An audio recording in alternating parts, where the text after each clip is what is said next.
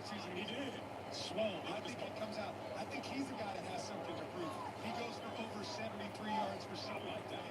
I think it's a breakout season for Marvin Harrison Jr. Yeah.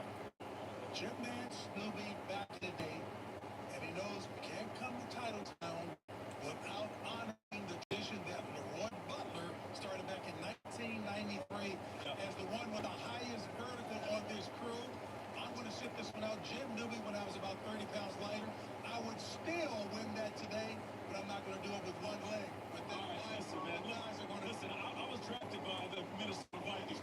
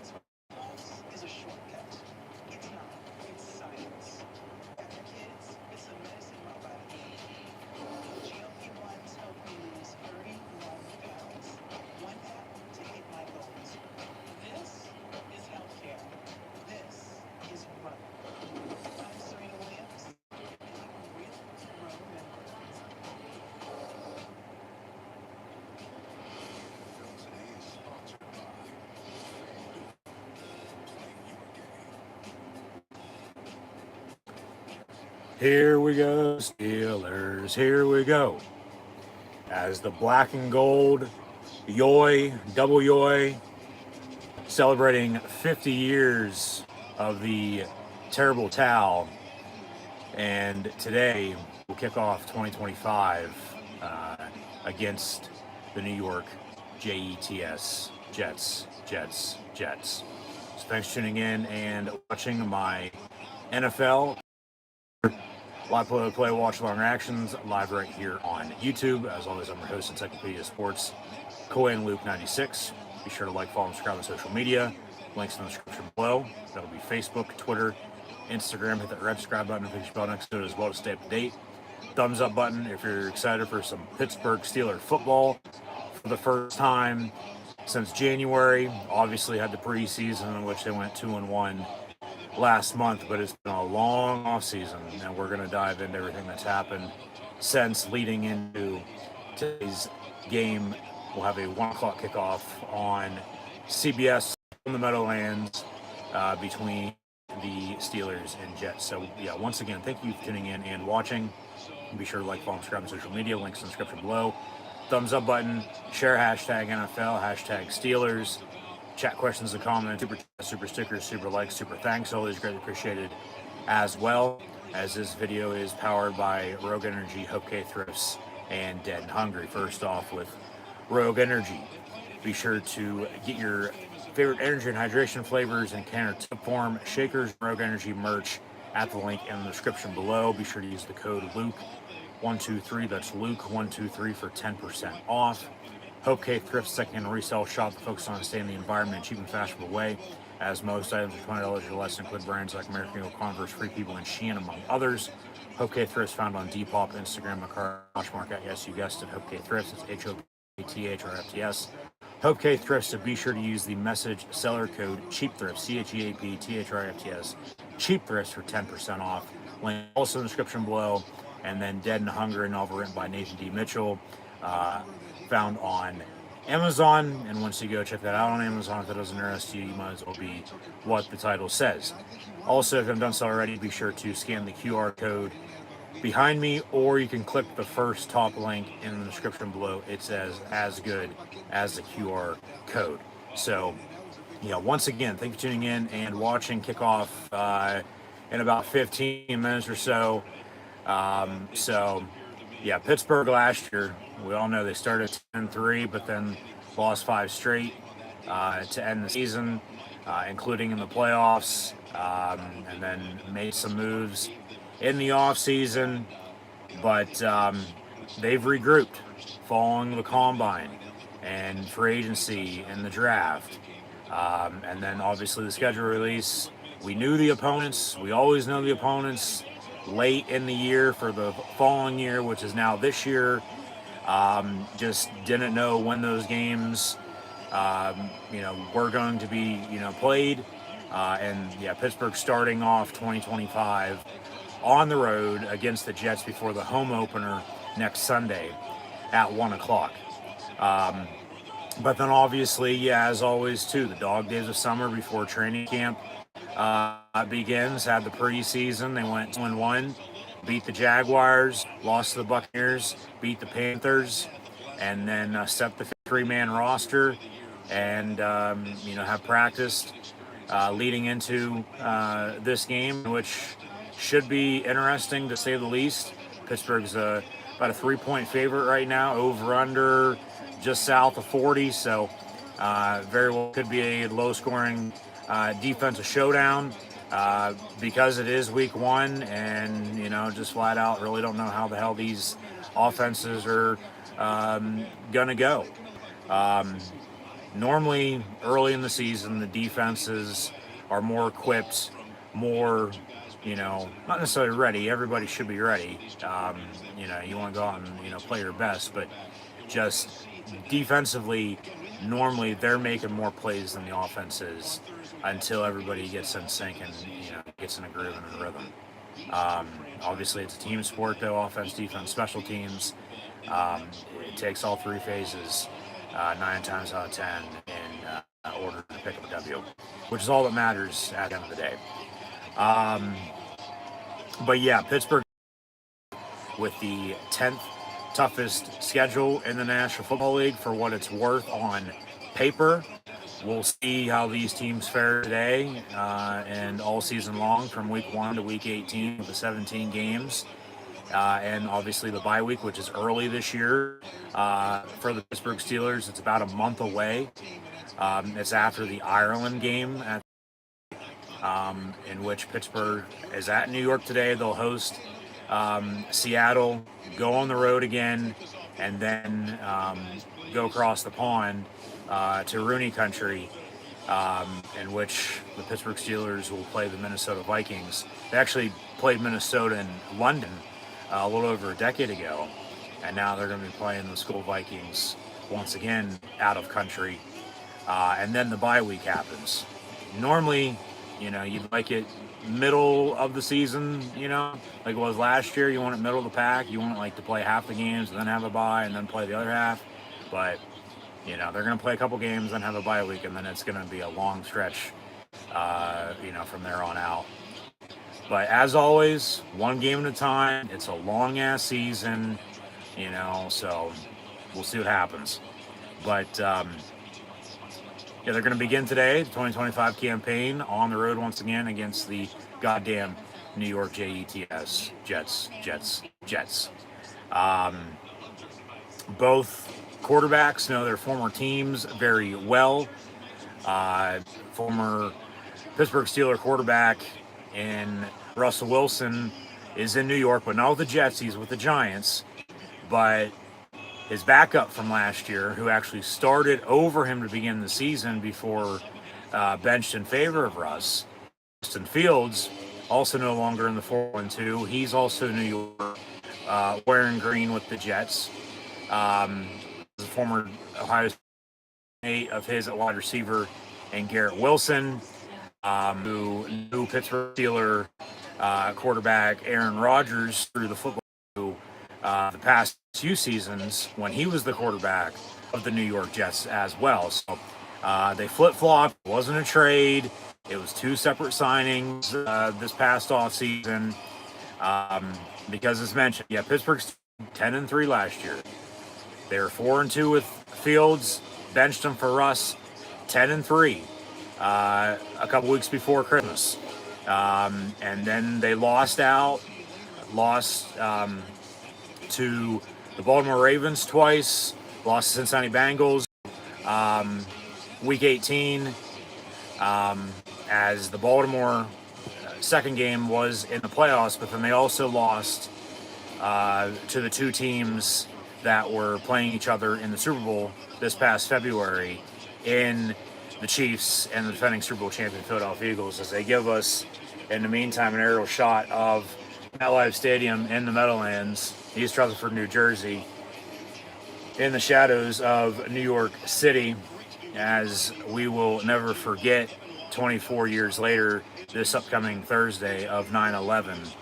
But Iron Eagle, J.J. Watt, Evan Washburn on the call for CBS here today with the visiting black and gold Pittsburgh Steelers and the hosting New York Jets once again.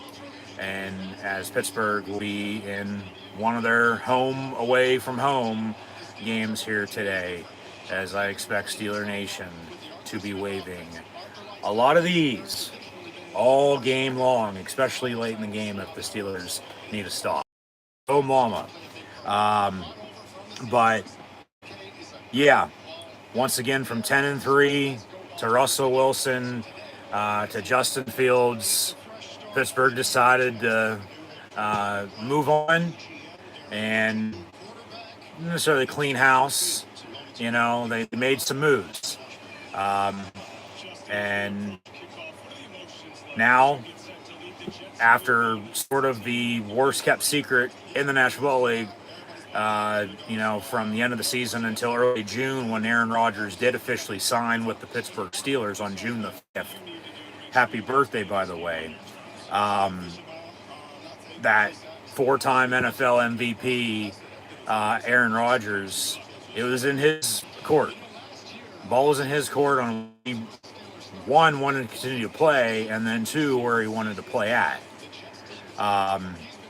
and he wants to win, and he signed a 1-year deal with the black and gold Pittsburgh Steelers. So here we go, Steelers, here we go once more.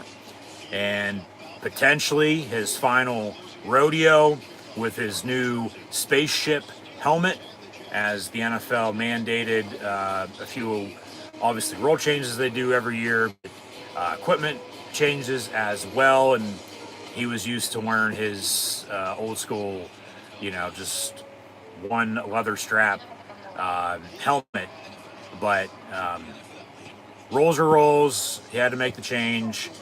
And now today, as the Pittsburgh Steelers quarterback, will begin the season against one of his two former teams in the New York Jets. Pittsburgh hosts the Green Bay Packers, I might add as well, late October. So just how it worked out. Pittsburgh was scheduled to be playing the AFC East and the NFC North this year.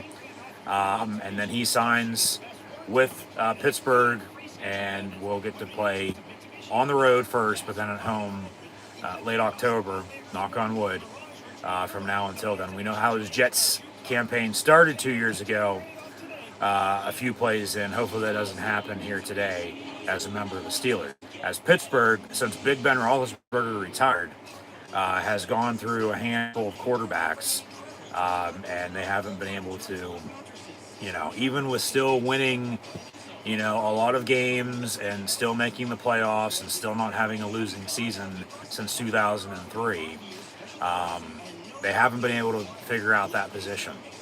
At times it's felt like yes, but then other times it's no, and then other times it's really bad. It's like, what the hell is this? But, the standard is the standard with the Steelers.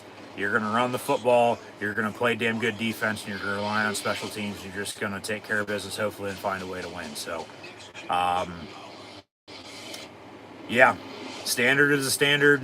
Mike Tomlin returns as the head coach, now in his 19th season, which is a little hard to believe since he took over for Bill Cowher in 2007, as he's on the NFL Today now and has been, obviously, but they took us from pregame to a preview before we return with kickoff here momentarily.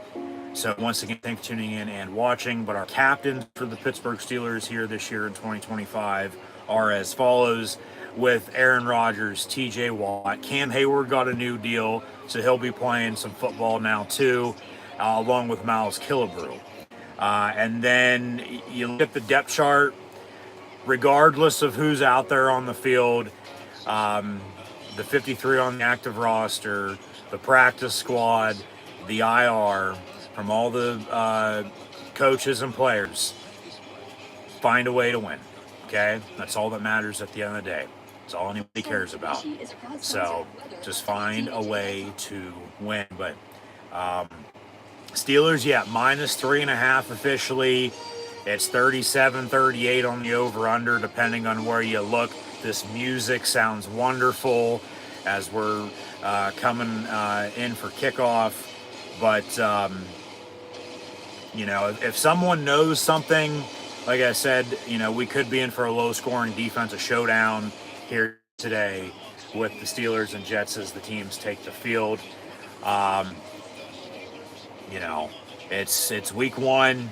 Just once again find a way to win. But both quarterbacks know their opposing teams, but both teams, even with the Jets having some new coaches and players themselves, everybody's different than what they were last year. But both teams knowing the opposing quarterbacks, who's going to be a difference maker today if it ain't the former quarterbacks for the former teams on their new teams against the opponent today, if it ain't one of those two picking, each other apart. So, my answer to that would be the running backs. Obviously, you're going to have to run the football to balance it out. But, some sort of big defensive or special teams play potentially, we'll see. But the Steelers-Jets history, they've met 28 total times. Pittsburgh leads the all-time series at 21-7, including a win last year. But Pittsburgh hasn't won on the road against the New York Jets since 2013. So it's been a dozen years. But, once again, it's chemistry. It's balance, it's consistency, it's keeping it simple. Less is more. Get some rhythm, momentum build up, try to capitalize off of it. But obviously, it starts up front. You got to be able to block. You got to be able to protect. You got to be able to run the ball and stop the run. You know, just flat out. You don't have no offensive or defensive line, you're going to be in for a long afternoon. But let Aaron Rodgers do his thing. He's clarifying this is just a week one matchup that he's excited for. But, they did move on from him, didn't want him anymore, threw him to the curb. Nobody else seemingly wanted him, and then, it wasn't his court, even though Pittsburgh held out for him. Did re-sign Mason Rudolph. Skylar Thompson's the emergency third-string quarterback. They drafted Will Howard out of The Ohio State University in the 6th round this past April in the 2025 NFL Draft. He's suffered an injury, though, recently, so not starting the season on the active roster, but in time, he'll move up the depth chart, and who knows, could be next in line to play quarterback for the Pittsburgh Steelers.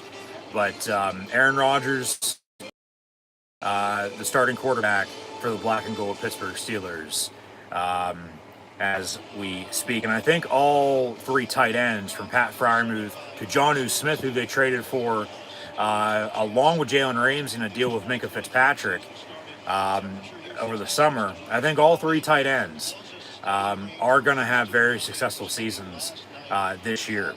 And then we'll see who steps up at wide receiver. They traded for DK Metcalf, gave a second-round pick for him this past draft. And, in the meantime, well, we're not talking about the offense. We're going to be talking about the defense because the Steelers are on the kickoff. And here we go. Jets on the return from the 1-yard line. A little bit of rain to begin this game, as CBS actually changed their scoreboard graphic at the bottom of your screen as well. It's not that long, skinny box anymore. It's very similar to, Fox's new square box they have. So 5 seconds in, Jets get a kickoff return and are going to set up shop 1st and 10 with Justin Fields in at quarterback. Former Ohio State Buckeye, drafted by the Bears in the 1st round a couple years ago, was traded to the Pittsburgh Steelers for next to nothing. And then Pittsburgh signed Russ. They both played last year. And then, Pittsburgh moved on from both of them, brought in Rodgers, but 1st and 10 Jets from the 35-yard line. Fields hands off to Breece Hall, and he gets a big first down run out past midfield for almost a pick of 20 yards. So, just simple counter. He hit the hole and went. And then Ramsey and Slay, Jalen Ramsey, number 5, Darius Slay, number 23, former Philadelphia Eagle, on the stop. So, we'll talk about this defense here.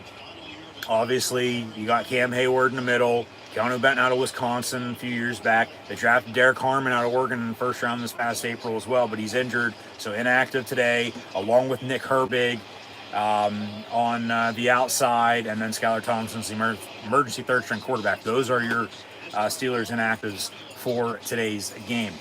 But yeah, you have TJ Watt coming off the edge. It's his defense. It's been his defense. It still is his defense. He got a new deal this past offseason. Was the highest paid at time of signing in NFL history, but that's been surpassed. Obviously, Highsmith coming off the other edge. Fields up under center. We'll hand off again.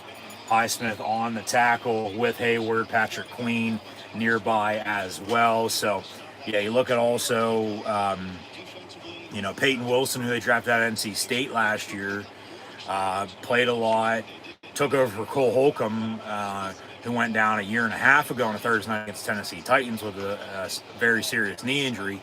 He has since returned as well, but then it's with the depth they have, getting guys on the field. They also signed Malik Harrison away from the Baltimore Ravens. 3rd and 1, they run a sneak and get about 5 yards. So the Jets now in field goal range inside the 35-yard line of the Pittsburgh Steelers. And they're knocking on the door here, looking to take an early, potentially 3-7-0 lead against the visiting Steelers. So, we'll see here. The Steeler defense can start making a few plays, get a stop or two, and just get the hell off the field. I mean, New York Jets are making it look easier right now and just doing what they want and driving. So from the 33 officially, Fields out of the pistol, looking to throw pass far side. It's caught. And so, okay, they give him 8. We have an announcement from the ref? No? I thought so. Okay. But Deshaun Elliott on the stop.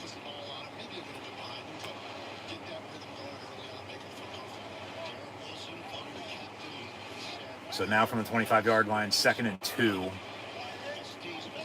Motion man, Miller running again, and Queen, Benton, and Peyton Wilson, Heidi Ho neighbor, on the stop. So, it looks like Pittsburgh's going to be down here to begin the game, a couple minutes in at this rate, unless they can force some pressure, maybe get a stop, get a turnover or two. As I was saying, offensively, we'll get into it once again here in a minute, but they're out on offense. It's forced pressure, it's creating capitalize off turnovers, and it's relying on special teams as well. So they do stuff them there at the line, Highsmith and Watt. So they'll have a 7 and about, 9, maybe 10 on a no gain to go. See the spot. But, from Breece Hall to Braylon Allen, a couple former West running backs, 2nd and 9 with Wilson in motion. And another handoff and a tackle for loss, T.J. Watt. So 3rd and about 11 coming up here. It's 10-20 and counting to play in this first quarter.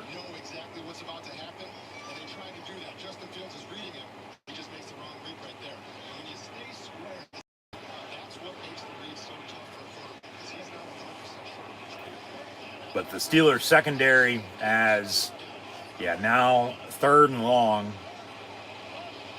I'd assume a pass is coming unless they run a draw or maybe a little screen. They will run it up the middle. So Watt and Queen on the stop. So just about 4, maybe 5 yards on the give.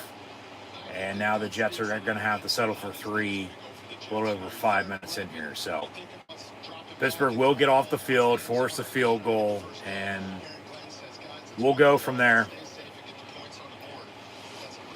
Nick Folk, been around a long time. He's on for a 35-yarder. And kicks up, and kick is good. So the Jets lead the Steelers 3-0 as we begin the 2025 campaign with 9:15 to play in this first quarter. So, there really weren't any downfield, plays there by the Jet offense. There's a lot of running the football, which it worked out for them. And then, a couple, short passes. But, the Steelers secondary, as we were talking about the front 7, with Hayward in the middle, Benton as well. Excited to see what Derek Harmon's, going to do. He looked good in the preseason until he got hurt. But he's currently out with an injury, so he'll be back soon. They're thinking potentially next week, if not the week after, but just a no-go for week 1 from when the injury was sustained. But you have Watt and Highsmith coming off the edge, as we know. Patrick Queen in the middle as he was last year. Wilson. Cole Holcomb's back, so they have a linebacker. Herbig's out with an injury, as mentioned. Talked about Malik Harrison. He's a former Ravens, Patrick Queen is, and we know how Steeler Raven games are, with the defense and hardening football. But then Pittsburgh also drafted Jack Sawyer out of Ohio State as well to back up, coming off the edge. And then also Carter Brunner, whose dad played for the Pittsburgh Steelers back in the day. So they have depth at linebacker. They have depth in the secondary as well. I mean, this secondary on paper, we'll see how it fares on the field. I mean, truly might be one of their better secondaries they put out there in quite a while. They've had Minkah Fitzpatrick. They gave up a first-round pick for him back in 2019 after Roethlisberger had got injured, because then they still finished 8-8 with how damn good the defense was. And then, they signed Minkah to a deal a couple years ago, but then, they're going to have to pay TJ Watt and, fill some spots here and there. They decided to trade Minkah Fitzpatrick back to the Miami Dolphins. It was late June. It was on a Monday. I was actually in Pittsburgh that very day and saw the news, and it's like, what the hell? Is this serious? Is this real? And sure enough, yes. And then you get Jalen Ramsey out of it, who can, play some nickel for you. Former first-round pick out of Florida State has bounced around a little bit. From the Jags to the Rams to the Finns, and now up in Pittsburgh. He had a tackle there on that drive. But then they got another tight end for the offense, which is now going to be coming out on the field. So Rodgers getting booed. Is that what I hear? But here comes Aaron Rodgers and the Pittsburgh Steelers offense for the first time this season. He did not play in the preseason. So, yeah, here we go, Steelers. Let's go. But you're going to have up front Broderick Jones and Troy Fautanu, Isaac Seumalo at left guard, Mason McCormick at right guard. But West Virginia Mountaineer Zach Frazier going to hand off to Aaron Rodgers, and he goes down on the sack on a loss of 4 on the first play of this possession for the Steeler offense. So the Jets are fired up, clearly. And as they fake the give to Jalen Warren, who's going to take over running back for Najee Harris. He's moved on to L.A. Has an eye injury right now because he was playing with some fireworks on the 4th of July. So, meme that. But they also drafted Caleb Johnson out of Iowa, so he's going to continue to wear black and yellow. They signed Kenneth Gainwell away from Philadelphia. So those are with Rodgers at quarterback, Rudolph backing him up, and Skylar Thompson as the emergency third string, who looked damn good in the preseason, and for that reason specifically kept his job, especially with an injury to Will Howard, and once again is on IR for the time being.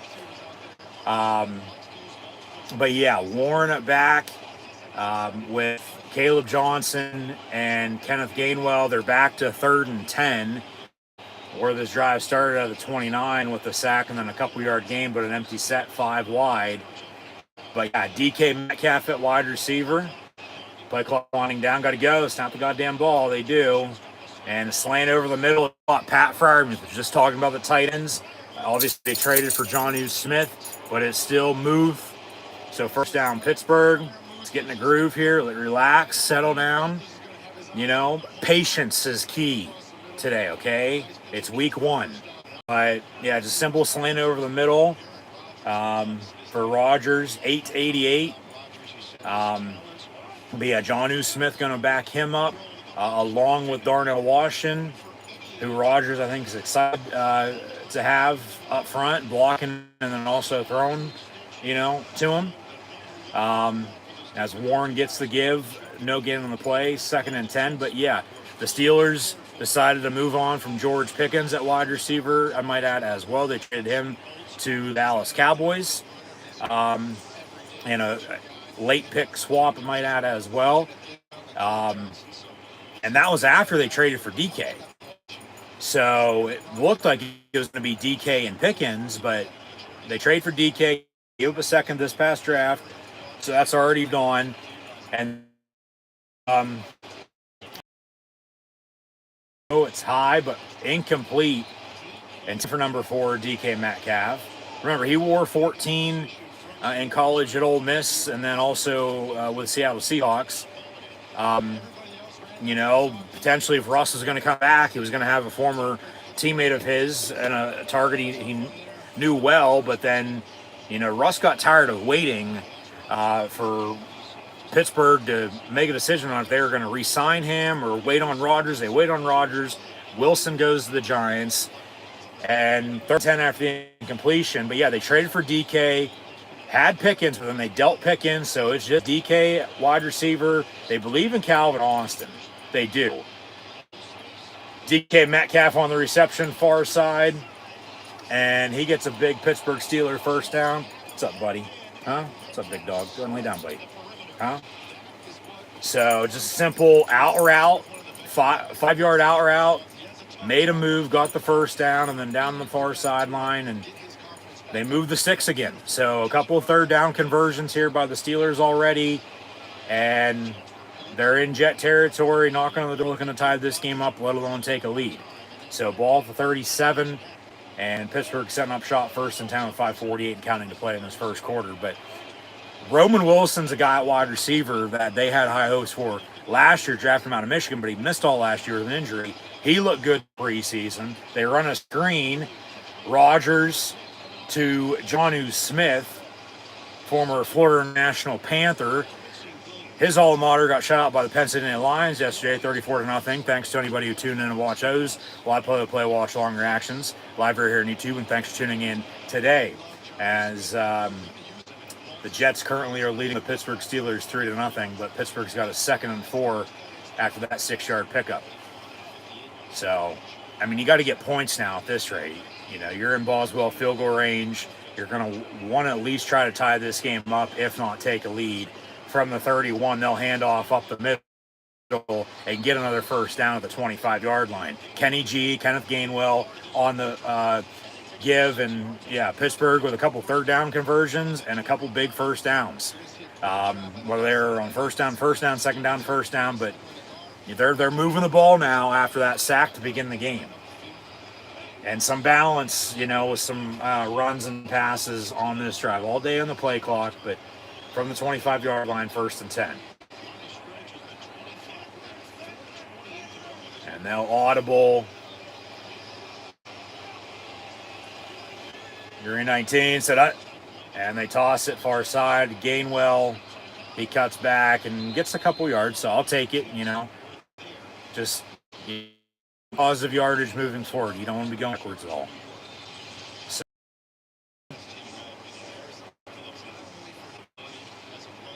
He's taking on Aaron Glenn, former Jet, who was most recently with the Detroit Lions as the defense coordinator, but taking over one of the teams he played for as the head coach.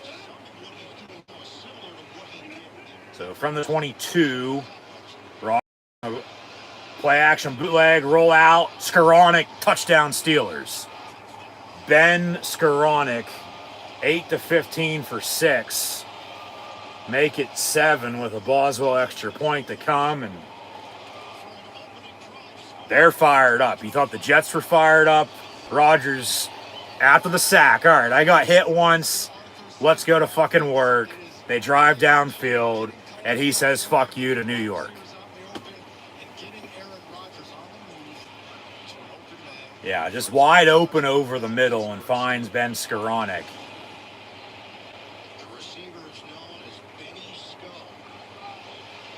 And Boswell's extra point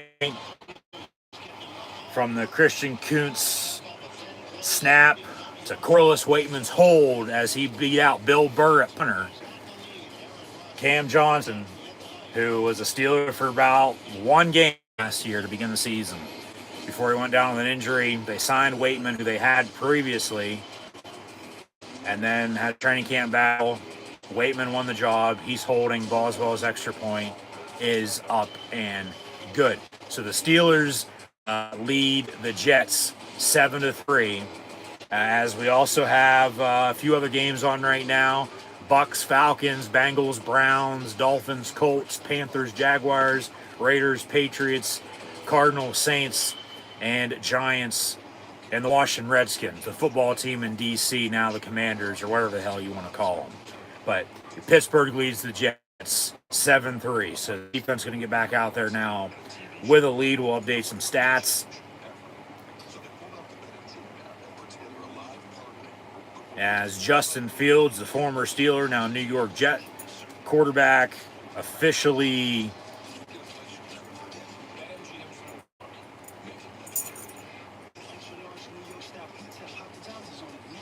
as it loads. Thank you.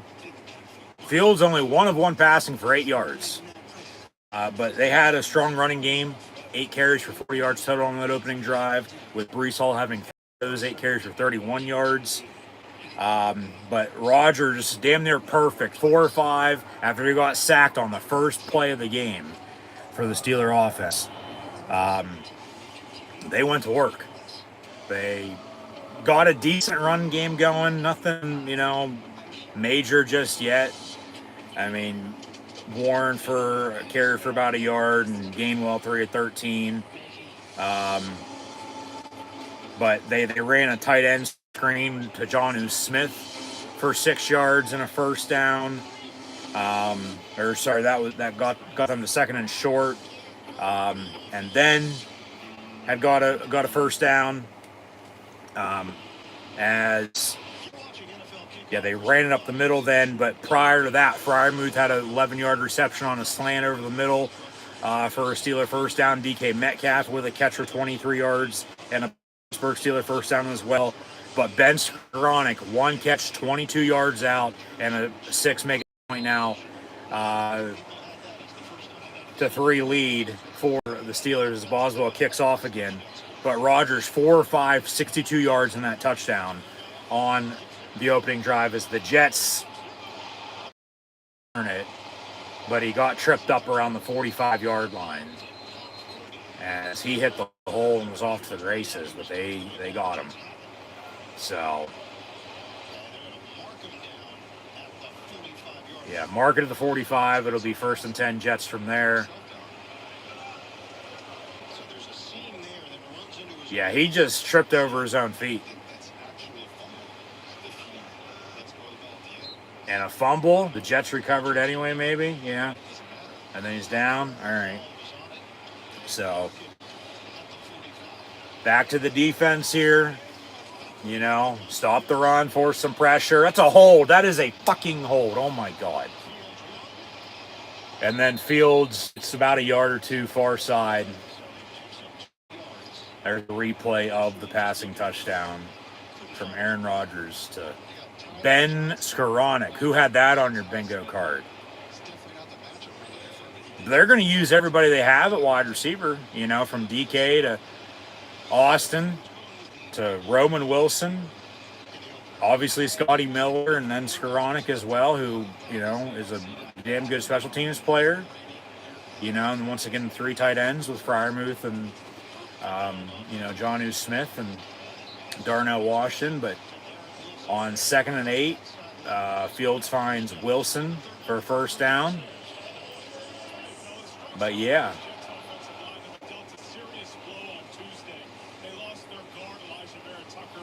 see how this defense now plays with a lead. But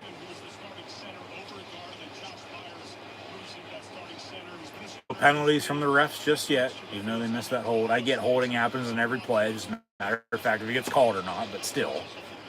But from the 45, Fields will hand off Breece Hall on a missed tackle for loss in the backfield, and then they finally do wrap up. So be about another 2nd and 8 here coming up for the Jet offense.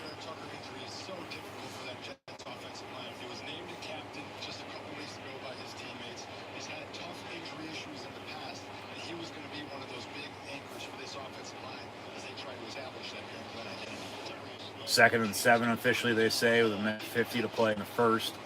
Steelers lead 7-3 if you're just now tuning in.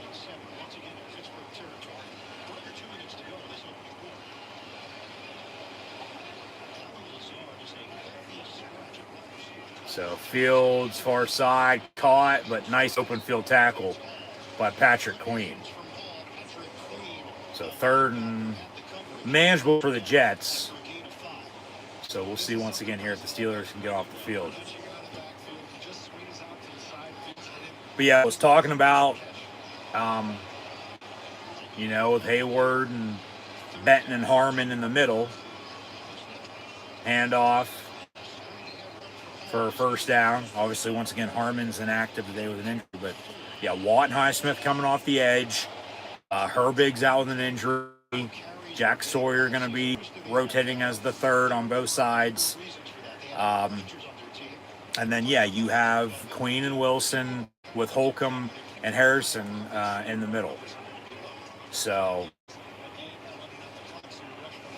it's a lot of stop and the run. That's why we really haven't. I want to get to the secondary here, but we really haven't talked about it a hell of a lot because they haven't been throwing the ball. They will here, though, on 1st and 10. And they do go deep near side, and it's Wilson in the end zone. Touchdown Jets with Darius Slay on the coverage. As he's playing one corner, Joey Porter Jr. On the other side. So now we got ourselves a back and forth game. Jets go up 3-0. Pittsburgh answers with a touchdown of their own.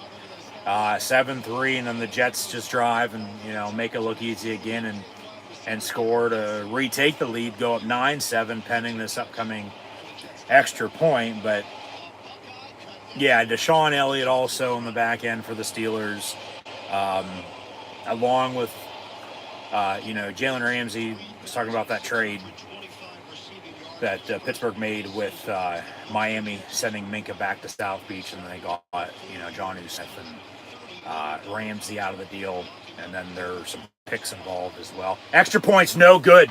He hooked it left. It's no good. So it's 9-7 with 25 seconds to play in the first. There is a penalty on the play, though. So we'll see what that dirty laundry here is from the Zebras. But Juan Thornhill's a big hitter. They say illegal formation on the defense. 7 on one side, not enough on the other. It needs to be evened out. So now they're going to retry. But rather than missing the extra point, the Jets are going to go for 2 now to potentially make it an 11-7 lead. 7-11, even though Sheets is better than them and Wawa. Where's Jeff Reed at when you need him? But, if they don't get this, it's still going to be, as good as the missed extra point. Forget about the penalty, and then 9-7. But they're going to go for 2 here, and we'll see, what happens. But, yeah, Juan Thornhill's a big hitter in the back end. And then they got Brandon Eccles from the Jets, so former teammates with Rodgers. And then Malice Killebrew been around, more of a special teams guy than anything. He is a captain, for God's sakes. But then they, with Chuck Clark and James Pierre and Beanie Bishop, had released but then brought back. So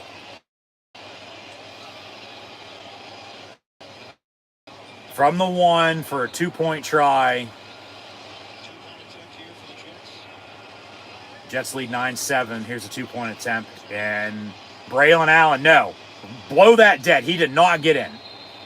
Quit pushing the pile. This ain't no quarterback sneak. You hand it off. You got stuffed. Nothing on it.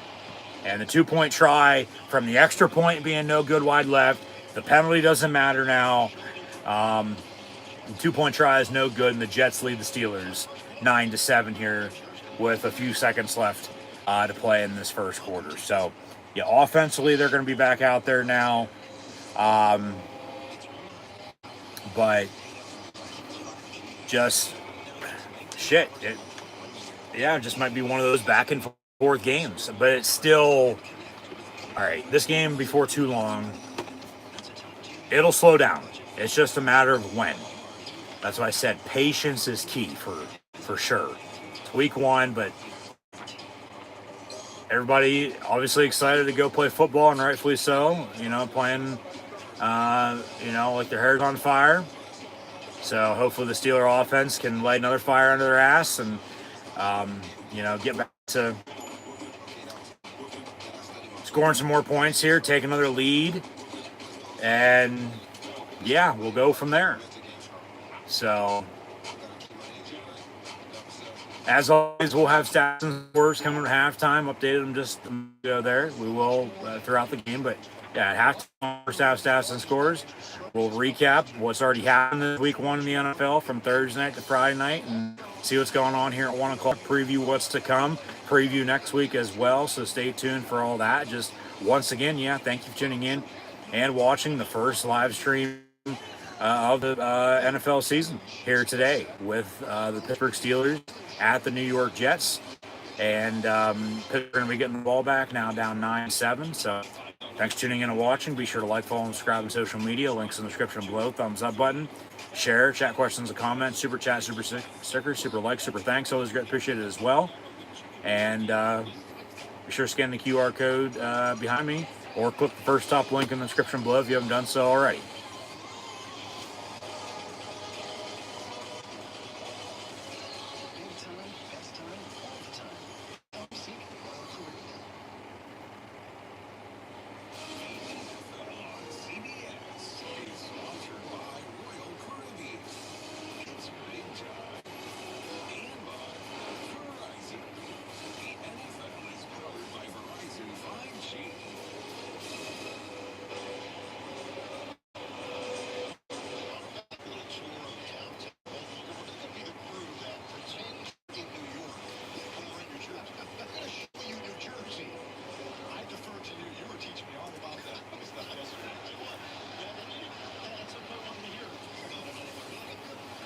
Steelers on the kickoff return, fumble, and they recover. Yes, they did. Caleb Johnson, rookie of Iowa. Number 1, Thornhill recovered.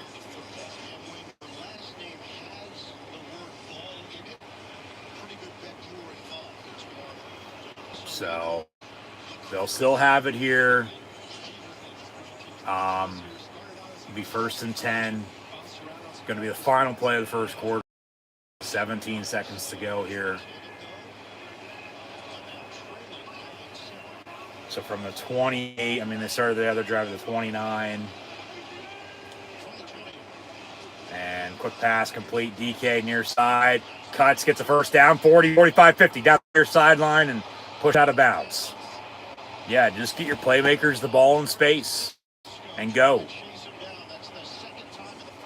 Clock winds. That'll do it for the first quarter. But DK Metcalf with a couple big first down receptions here early for the Pittsburgh offense.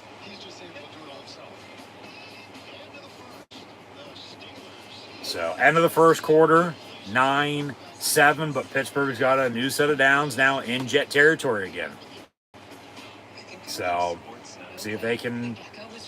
Well, you can't tie this game up on offense down 9-7 because then you'd have to get a safety on defense. But take a lead. With a field goal at 10-9. I'll take 3 points if it comes down to it. I will. But would like another touchdown.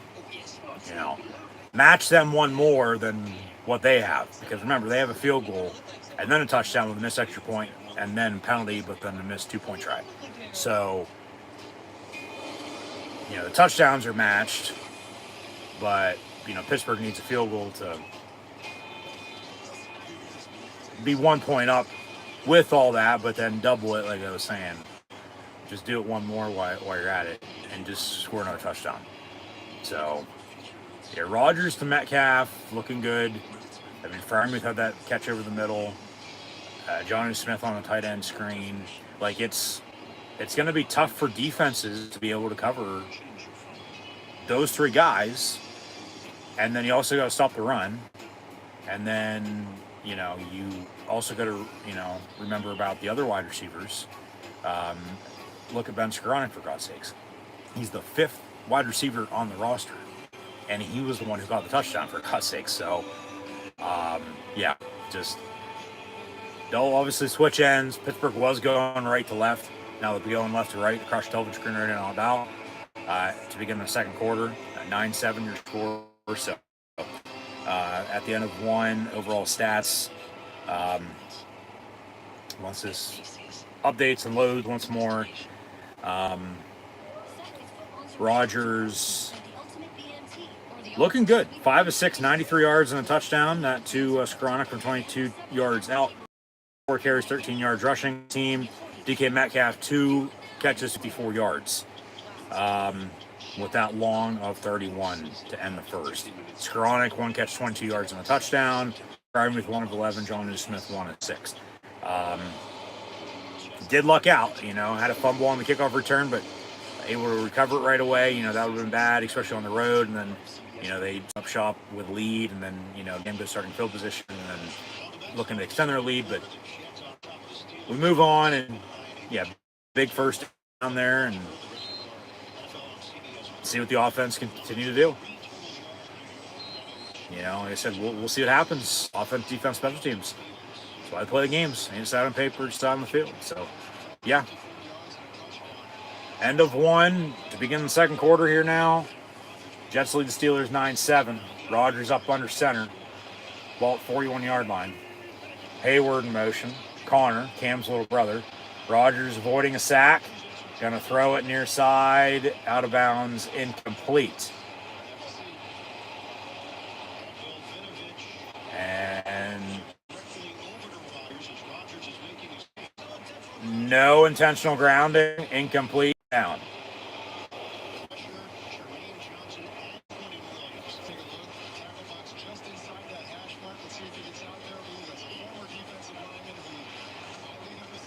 Yeah, nobody was there. And then he got sandwiched on the head. So from the 41, 2nd and 10.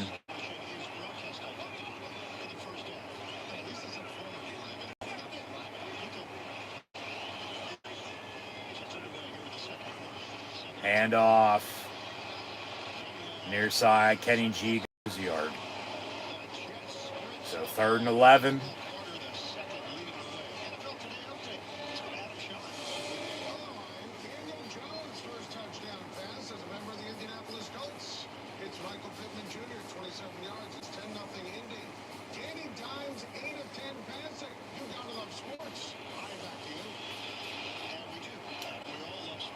We all love sports. That is damn right. Especially football, and it's damn good. Football season's back. 3rd and 11. From the 42. Trips to our side. Quick bubble screen complete. But only a good 4 or 5 yards to Jonnu. So unless they kick a long field goal here, they're going to have to punt.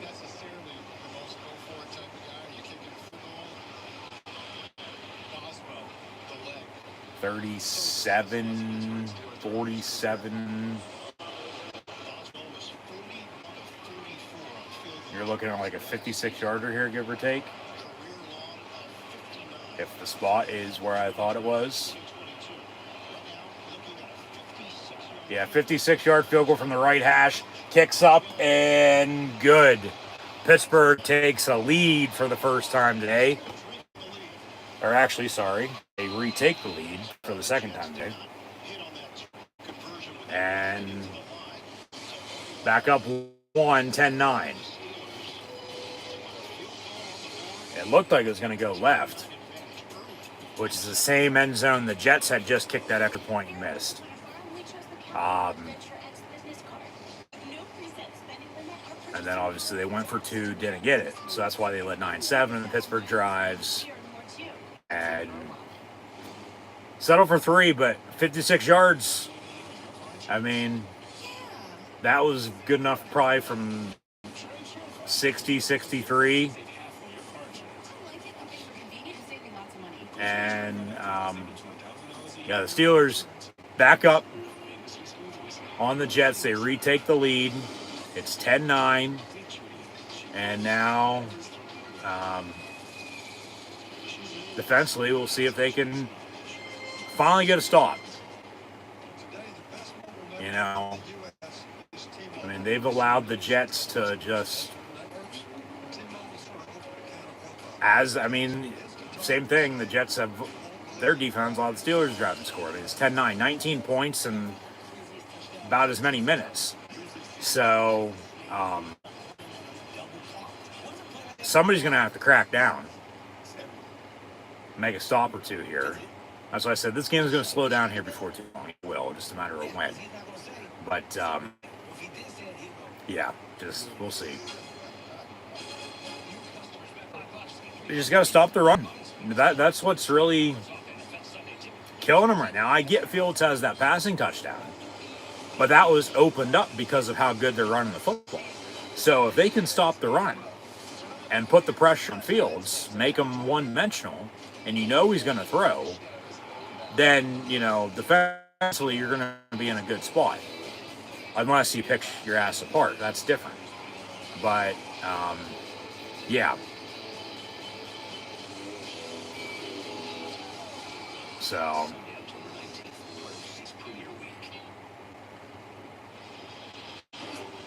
Steelers up 10-9, early second quarter. And, yeah, once more we'll see how this defense fares on this next drive. Because Pittsburgh, I mean, you think about it, probably shouldn't even have the 3 points. Because remember, they fumbled in the opening kickoff, got a big play down the quarter, and then drive stalled out. But still in Ballsville field goal range, and he, you know, nails it from 56. So, yeah, 10-9, and that kickoff return returned to around the 30, 32-yard line. So that's where the New York Jets will set up shop for this upcoming drive, 1st and 10.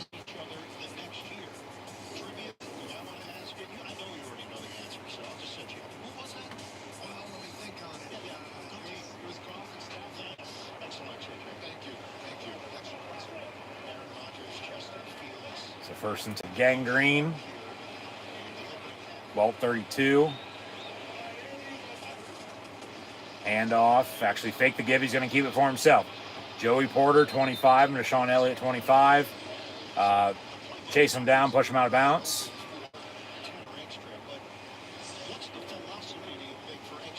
I mean, if you would, you know, say it's 10-9 right now, you know, 15 minutes in, I'd say with these two teams, you're probably crazy.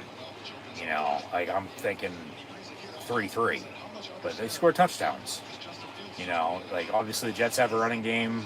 Both quarterbacks have passing touchdowns. But if Pittsburgh can get the run game going as well and start making some stops here on defense. Pass deflected at the line of scrimmage. Incomplete. So 3rd and 4. And J.J. Watt in the booth saying he doesn't know who just deflected that. It's some guy named T.J. Watt. Obviously, it's his younger brother. But incomplete, 3rd and 4.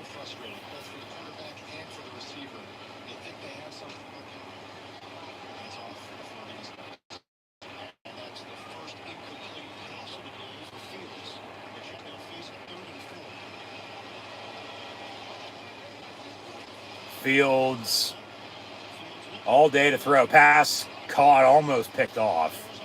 But it's right at the marker. We'll see if it's going to be a first down or not.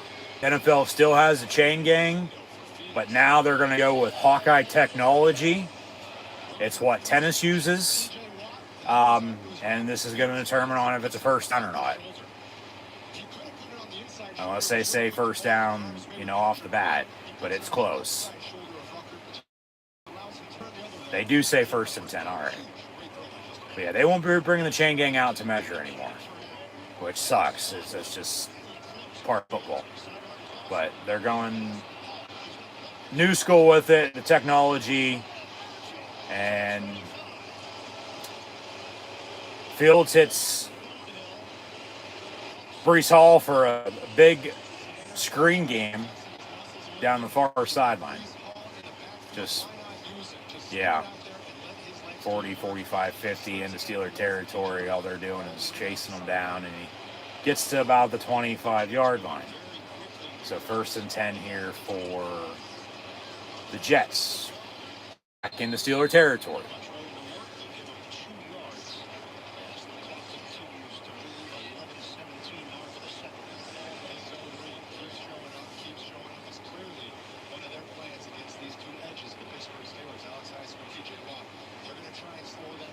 Yeah, the difference in this game is a missed extra point, let alone a penalty, and then a missed 2-point try, or else we'd be tied at 10. So under 11 out of play here in this first half. Very fast-paced game to begin the season. Fields going to keep it for himself and gets a first down and then runs out of bounds. So he has an edge on his shoulder too, obviously, as does Rodgers with the Steelers against the Jets. Fields in Pittsburgh. Didn't play bad last year, didn't. And then they benched him in favor of Russ, who actually, remember, was named the starter in training camp in the preseason, but got hurt and then missed the first month and a half. Fields played, was 4-2, and then they went back to Russ. And then they finished 10-3 before they lost 5 straight, and then they move on for both of them, as mentioned, and then they sign Aaron Rodgers. So from the 8, 1st and goal, Fields going to hand off, and Braylon Allen's going to walk in. And right at the goal line, do they say touchdown? They do. They say touchdown, and the Jets retake the lead themselves. So now it's just back and forth. Back and forth, back and forth, back and forth. We'll see if they go for 2 again. It's 15-10. See if his knee was down for 1. Or if he was across the goal line, so to speak, in the end zone for a touchdown or not. But, yeah. 15-10 and got an extra point and make it 16-10, and they're going to go for 2 to make it 17-10. But then they miss, like they did last time. It says 15-10. They're just going to kick the extra point. So we'll see if that 1 point comes into play later with, the missed extra point and the no good on the 2. So extra point to go up 16-10 is up and good. So 10:03 to play in the first half. The Jets now lead once again over the Pittsburgh Steelers by 6. 16-10 your score.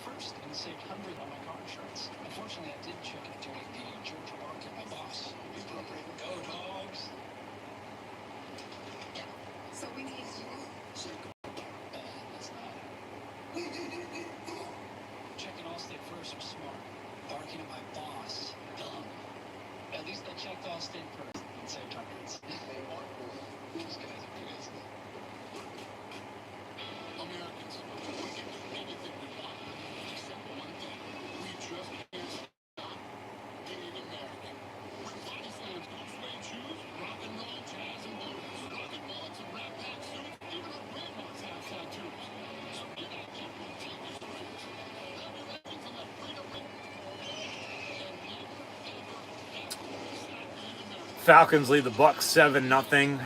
Bengals and Browns tied at 7. Colts up 7. Dolphins, which is no surprise. Panthers, Jags tied at 3. Raiders, Patriots tied at 7. Saints up 7-3 on the Cards, as is Washington on New York. And then, the Jets just retook the lead 16-10 over the Pittsburgh Steelers. Those are your 8 1 o'clock games on right now. Still to come at 4 o'clock, and Sunday night, Monday Night Football are as follows, with officially the Titans and Broncos, 49ers and Seahawks, Lions and Packers, Texans and Rams. Sunday Night Football is Ravens, Bills. Monday Night Football tomorrow night, Vikings, Bears. But the Eagles already beat the Cowboys on Thursday night, 24-20. And the Chargers beat the Chiefs in Brazil, 27-21. Unfortunately, we were the same size, so we can just switch blazers at halftime. I thought this one was a little snug. A little snug. Maybe it was.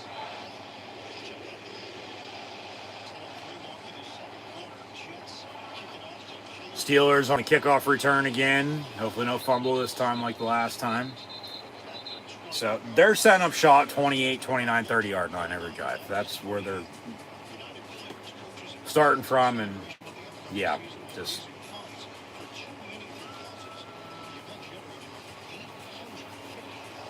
see what the offense can do now.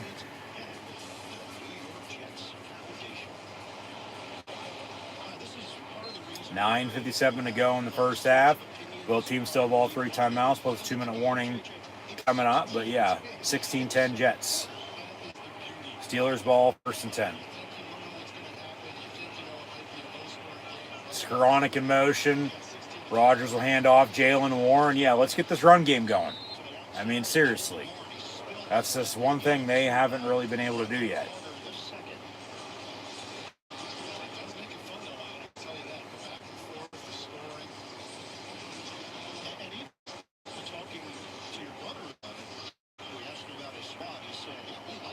Second and 8.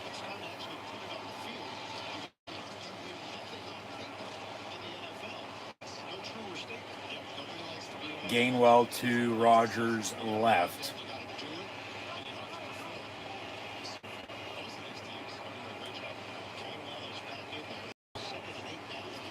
Rodgers gonna shuffle it to Gainwell. He stiff arms and gets about 4 yards down the sideline, but 3rd down and medium and manageable coming up. You had Metcalf out there with Calvin Austin and Roman Wilson at wide receiver. But yeah, they are all in for sure. They're going to try to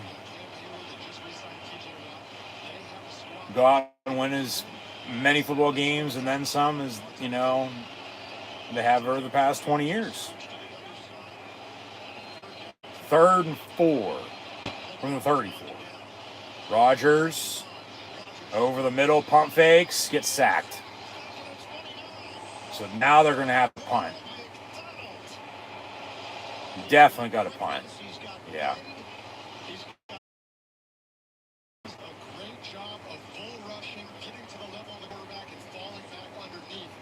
Good coverage. There's nobody there, and then they get to him. So I'd expect them to probably start throwing more short, quick passes. But yeah, Waitman back to boom it away. He does. And the Jets going to field it and signal a fair catch at the 25. So it'll be 1st down for New York with a 6-point lead, 16-10 with 7:47 play in the first half. They're going to look to tack on and make it 2 scores for the first time today. But we'll see if the Steeler defense can make some stops here. So they've allowed them to drive, you know, the 3 times they have. And need to stop before too long. Can't let it get out of hand because then you're going to be, you know, playing catch up and up shit creek without a paddle. So yeah, just credit to the Jet defense there. They made a stop and they forced a punt. First punt of the game, and they're getting the ball back. So yeah.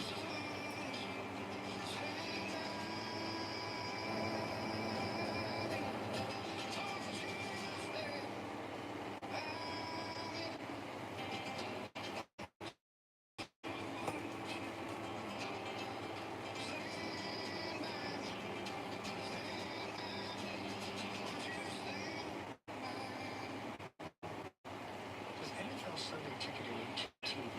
Jason Kelsey can watch every game every Sunday, all in one place.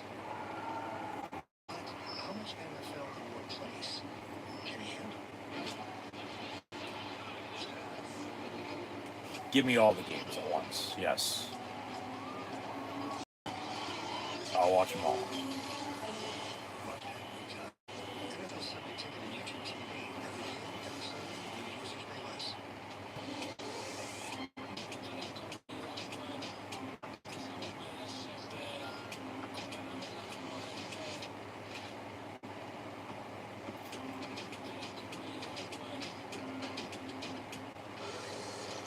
Hawk is 94%.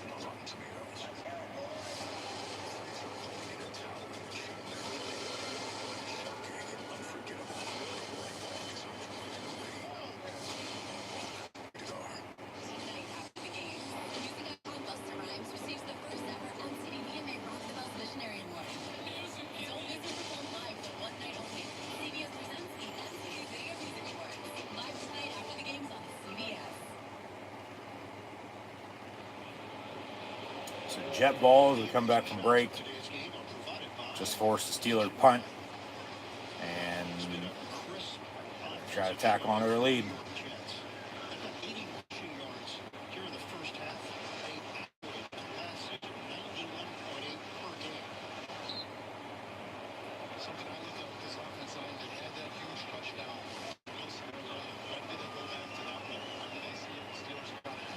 From the 26, 1st and 10. Fields over the middle, it's caught, and a first down. Porter pushes them out. So yeah, Fields and Wilson are having a good start to the game here today.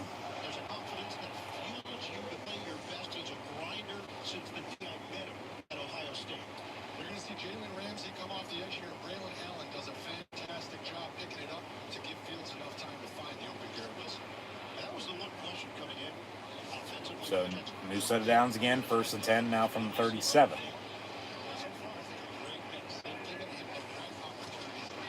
Fields hands off. Breece Hall for about 2, maybe 3.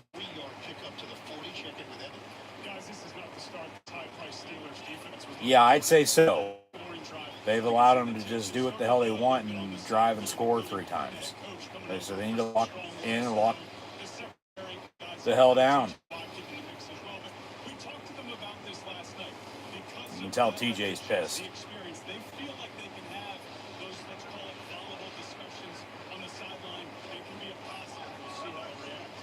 From the 40, 2nd and 7.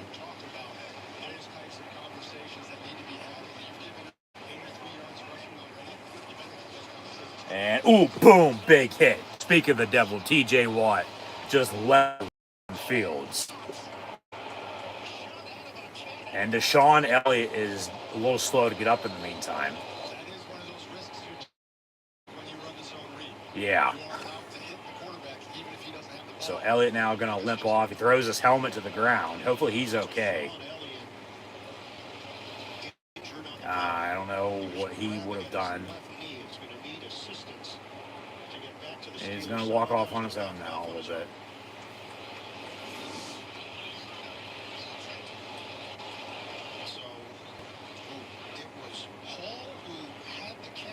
He's holding his left knee, which is never a good sign. Fuck. But big hit by TJ Watt in the meantime. And they ran a little option, and Fields kept it for himself, and just boom, he lowered it, and 3rd and 9. So get the hell off the field here and get the ball back before halftime with some time and timeouts to look to either cut the lead or retake it yourself. Fields going to avoid a sack. Over the middle. Oh, almost picked off.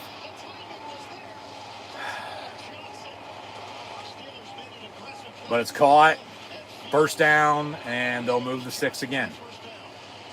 God damn. That's a hold for 1 on 74.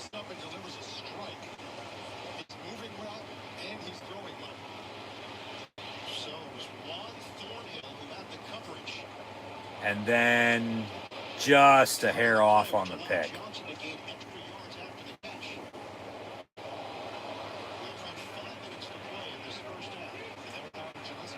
So now from the 38, tight end in motion, and a little whistle. They call a timeout, or they get the delay game called. Delay game on the Jets. Back them up 5 yards. So 1st and 15 back at the 43. So teams will keep their 3 timeouts.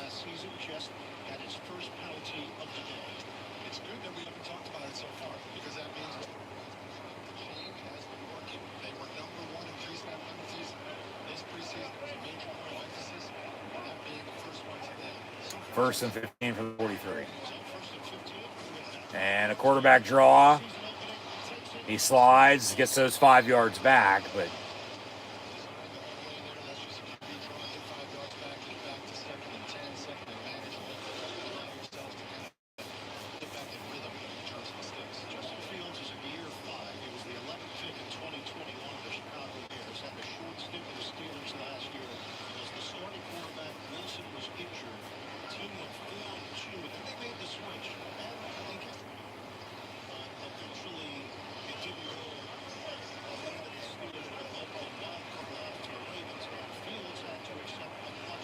2nd and 9 from the 38. Out of the eye, they'll hand off. Hayward with a missed tackle, and then they finally wrap him up, and he's got a 3rd and short. And if you're the Pittsburgh Steelers, you pride yourselves on stopping the run. Yeah, they got to stop the run. They got to find a run game themselves offensively.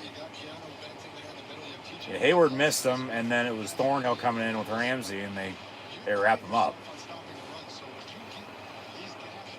Yeah, they got hands on knees, hands on hips. 3rd and a yard. And Fields keeps it for himself, slips and falls. As Peyton Wilson going to get credited with the tackle for loss, and 4th down, and they'll probably kick a field goal here if I'd have to guess. And then you've got Wilson, who's going to take Justin Fields. It's a perfect solution for it because no matter what he does, give or keep, somebody's covered. And I mean, Highsmith would have wrapped up Braylon Allen right away anyway. But then Fields, yeah, that zone read ain't working for him right now. They're actually going to go for it on 4th and 5 from the 33. So whatever you do, don't jump off sides. Play clock winding down. Somebody called a timeout. 2:59 to go in the half. Got a timeout by who? The Steelers. So they want to make sure they're set defensively as the Jets were lining up to go for it on 4th and 5. But now here comes the field goal unit. So it looks like the Jets are going to settle for 3 and kick it instead of going for it.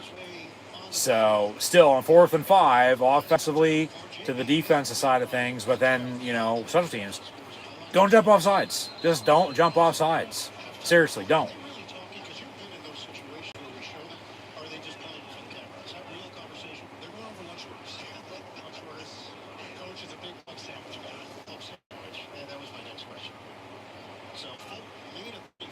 So see where they spot this at. They say 51 yards. So, yeah, ball's around the 33, 34-yard line. 51-yard field goal from the left hash. Boswell made a 56-yarder for the Steelers. Nick Folk already 1 of 1 from 35. Missed an extra point, but then made a 51-yarder. So the Jets now lead 19-10 with 2:54 to go in the half. Pittsburgh going to get the ball back. 2 timeouts, 2-minute warning to go to, try to cut this lead with a field goal, 19-13, touchdown, 19-17, give or take. But it looks like the Jets will have a lead at halftime, unless something crazy happens here and Pittsburgh scores a couple times before half. But then remember, Pittsburgh, they kicked off to begin the game. The Jets got the ball, so the Steelers will receive and get the ball back to begin the second half in the third quarter. So you can double dip here, go score here before halftime, cut it, but then hopefully go score to begin the second half and then have momentum on your side, and then have a lead and just keep at it, one thing at a time from there, and get this game into the fourth quarter. And yeah, just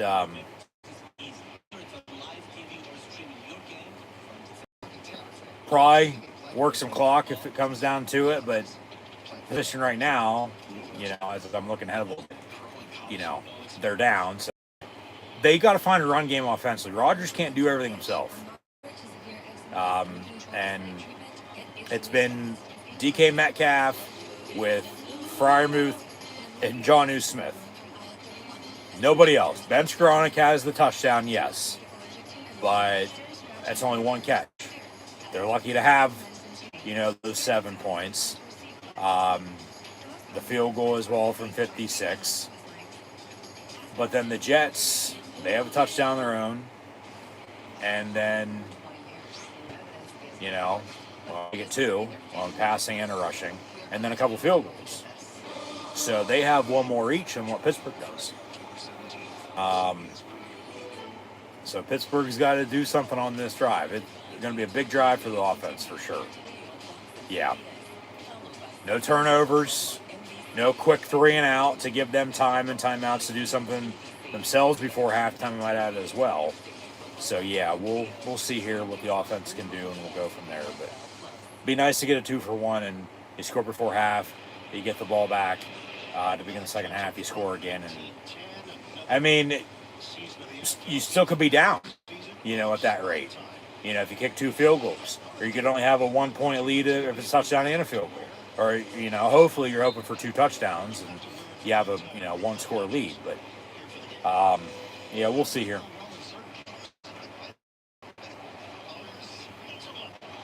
And Pittsburgh going to take a knee in the end zone for a touchback. So be 1st and 10 for the black and gold offense. And see what they got. Like I said, just don't turn the ball over. No turnovers, no quick 3 and out. Go drive and score here before halftime.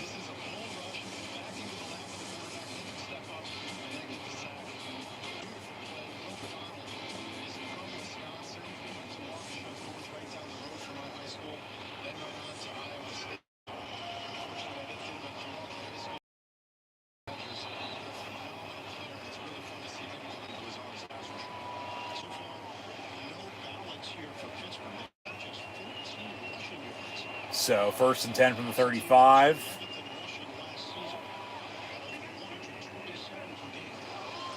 They'll fake the give. Rodgers looking to throw high, but caught and then dropped by DK. So incomplete, 2nd and 10.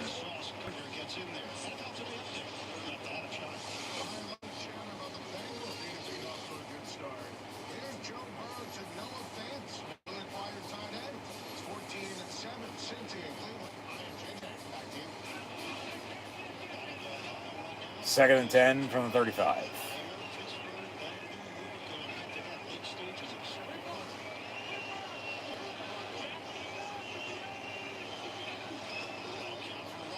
And Rodgers complete at midfield.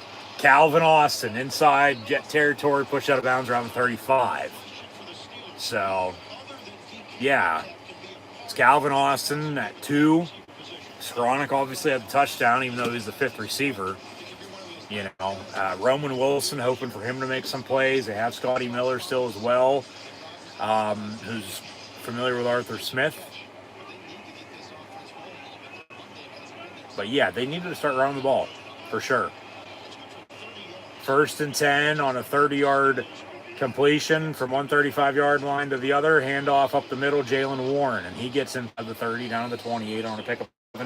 And that'll take us to the 2-minute warning with the Steelers down by 9, which is 2 scores, 19-10. But 2-minute warning here, a little bit of a breather, 2nd and 3 coming up. They'll have 2 timeouts, and then, still be able to hopefully do something here before halftime, knock on wood, score some points. 2 minutes and now you're in field goal range. You probably want to work some clock. But you're going to want to, get a deer deal at Little Caesars for sure. Pizza, but, just, like I said, once again, no turnovers. You got to score now. You got to score for 1, but he definitely got to score now on this drive, with, as far as he's gone. So, yeah. Just get some points on the board. I'll take a field goal comes down to it. It will be 19-13. Would love a touchdown. But then you just got to hope you're going to score again on your opening drive to begin the second half. Because then you're going to be back out. You're going to have, momentum on your side. Hopefully defense is making some plays.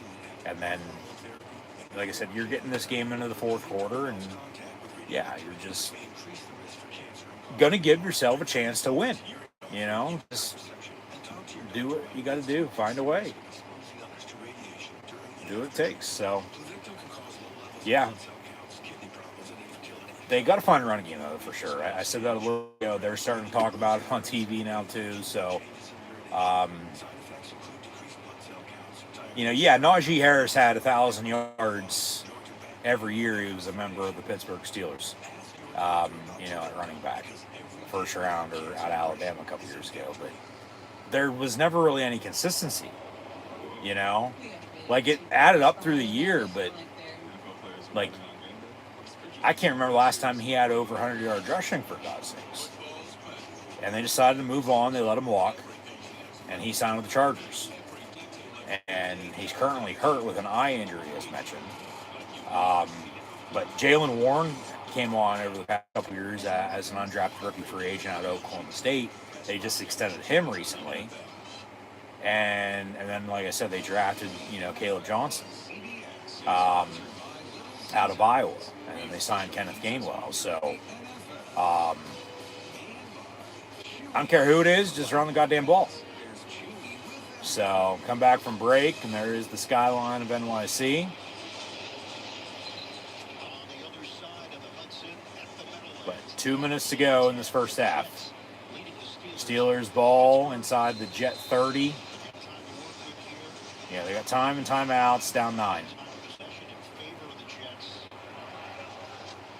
Got to get points. Got to score here.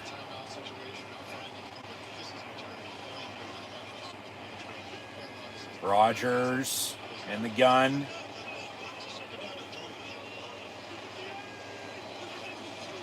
And they'll hand off Gainwell up the middle. And he gets maybe a yard or two. So about 3rd and 2 coming up.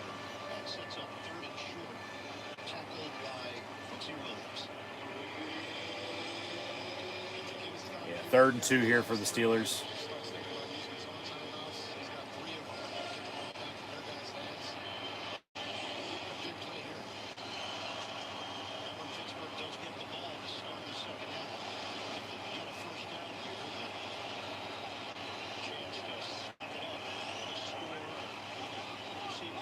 Play clock winding down. Got to go. 3rd and 2. Quick pass near side. Caught. And a first down for the Steelers. Jonnu Smith. 2 catches for him for maybe 10 total yards. But, a couple big receptions. Crucial situation. You need to convert. They do. And got it out. I don't know by who. We'll see here in a minute. Jets call the timeout.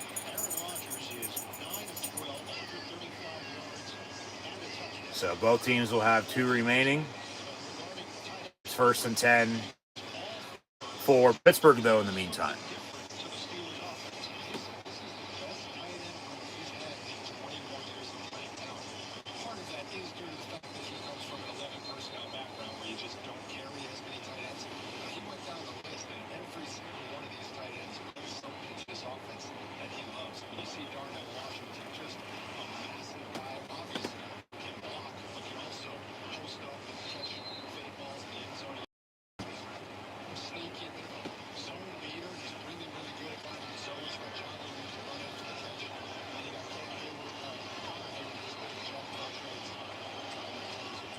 From the 24, 1st and 10. They'll toss it. Gainwell, and he gets about a yard. Actually fumbled and recovered it, so thank God for that. 2nd and 10. And the Jets call their second timeout, so they'll have 1 left, 1:05 to go. Steelers still with 2, but they're trying to stop the clock, stop the Steelers for 1, but stop the clock, and then still get the ball back here before halftime. Can't blame them, but yeah, just gives a split screen commercial here, and you got to score. You got to score, man. So I don't know what they're going to draw up, but you got to score. The run game's not there for them, so they are going to be one-dimensional. They are trying to run the ball, though. They are, but it's just not there. So it's going to boil down to Rodgers has to do everything, and somebody's got to step up. Get the blocks for 1, yeah, up front, but get the ball to whoever the hell's open, which he will. Future Hall of Fame quarterback who actually beat the Steelers in Super Bowl 45 with the Green Bay Packers, I might add. So that's another on 2nd and 10 here. They fake the toss. Rodgers near side on a comeback. Roman Wilson goes up for it, Calvin Austin goes up for it and makes the snag, and it'll be 1st and goal Steelers now inside the 10 with under a minute to go. But I was going to say that's the other one thing that Rodgers can make up for as a new Steelers starting quarterback, and That's when Pittsburgh, a Super Bowl that they should have had in 45, when he was a starting quarterback for the Green Bay Packers. But turnovers killed him that game. But he still won MVP. First and goal, they run it. Somebody called another timeout. If it was the Jets, it's their third. If it's the Steelers, their second.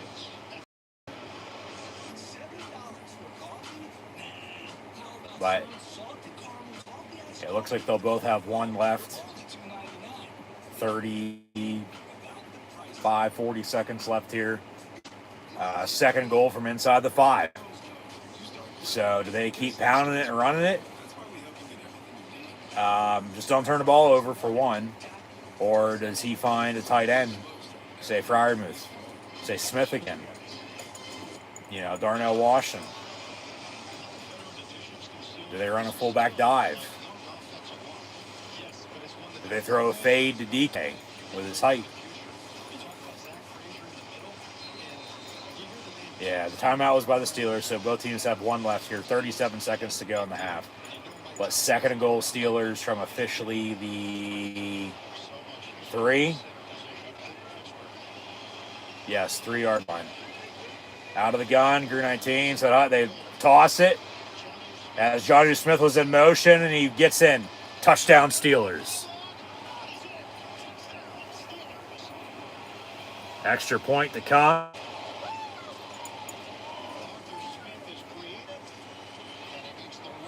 It is 19-16. Pittsburgh going to get the ball back to begin the second half, but there's still 32 seconds here for the Jets to potentially do something with the timeout themselves before halftime. Yeah, that's a touchdown. All scoring plays are reviewed, but that's a touchdown.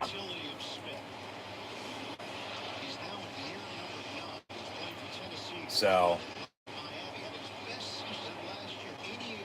Jonnu Smith in his first game as a Steeler with a couple catches and now a touchdown to go with it. Boswell, extra point. High snap, hold down, kick up and good. 19-17 with 32 seconds to play in the half. Good blocking. Yeah. Freiermuth, Washington, Warren as they sent Smith in motion, a little toss, and he gets in on the pylon. So touchdown is 19-17. Update some stats here.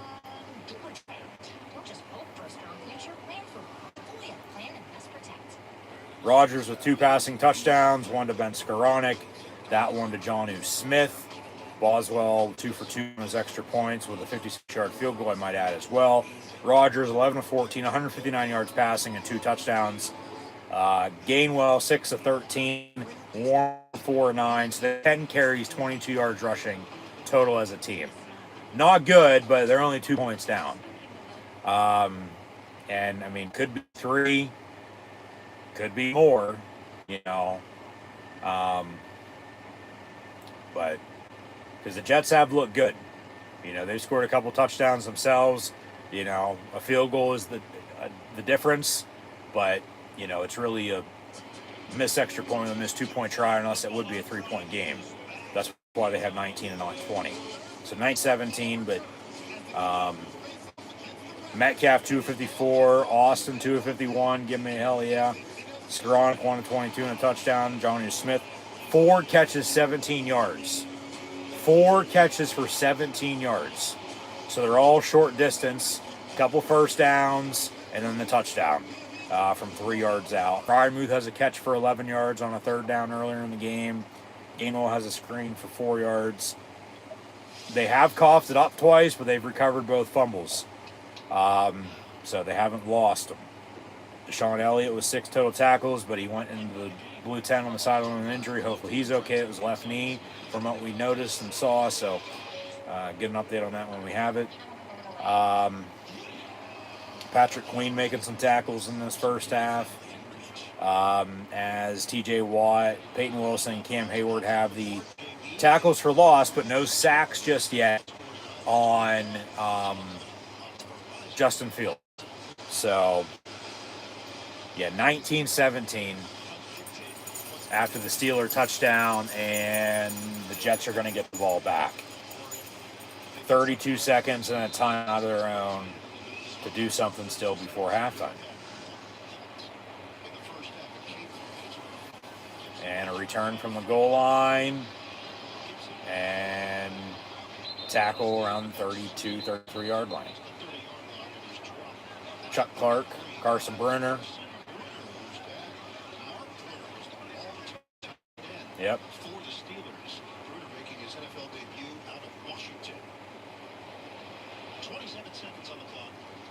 So now we'll see if the Jets do anything at all or not.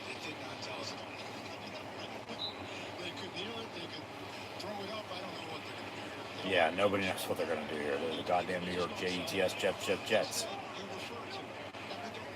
From the 33. Highsmith off the edge. And he avoids a sack. Pass complete, far side. And Wilson on the reception once again. I swear he's like the only receiver he's thrown to today. But it's caught. Both feet in. Gets out of bounds.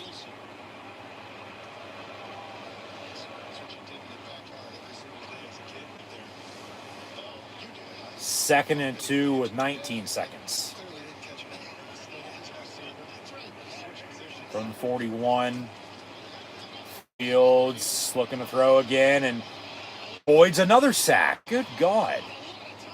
And then throws it out of bounds, incomplete, but got hit.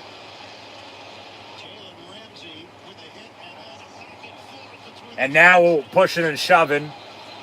Flags come flying. This is near the Steelers sideline, around the 30, 35-yard line.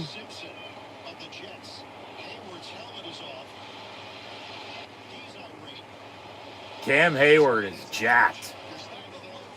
And he wasn't even in on the play.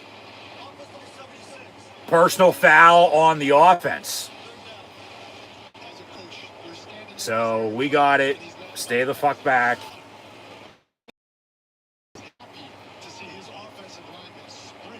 Yeah, Fields avoiding a few sacks. And then Ramsey came in with a big hit. And then 76. They said 77. But looks like OJ's back playing football. He just headbutted Jalen Ramsey. And then Cam Hayward came off the sideline. And then some trash talk. And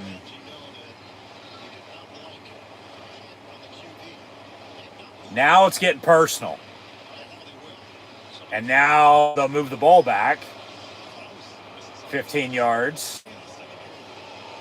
3rd and 17. See what the Jets do now. They just decide to take a knee or run the ball or run a screen. You know. Tensions are high, to say the least. Had a slobber knocker last night to end college football. And now it's transitioning into the NFL here today.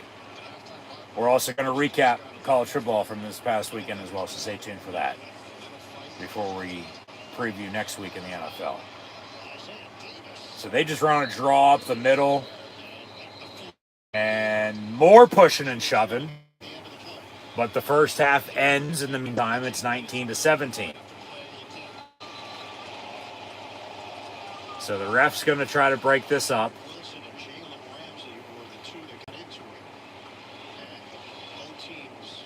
And now they'll disperse, and a couple of number 5s with Wilson and Ramsey pushing and shoving. And we still got another half football we played. So let's obviously cool down here a little bit. Relax. But energy-wise, you know, deal with it on the field. You don't want to cost yourself, you know, a couple penalties or anything like that. So, yeah, just Pittsburgh's going to get the ball back to begin the second half, as mentioned. They got to get a run game going, though. You know, they don't really have much of a run game. The Jets do, with a 2-point lead at 19-17 here at halftime. And they've scored on every drive other than to end the half. So they haven't punted. Pittsburgh's punted once. But both quarterbacks looking good. But if Pittsburgh could get the run game going, seriously, if they get the run game going with Warren and Johnson and Gainwell, and Rodgers continues to be Aaron Rodgers, the defense, uses what just happened at the end of the first half in their favor, to their advantage, and stop the run and get some pressure on Justin Fields and finally wrap him up for a sack or two.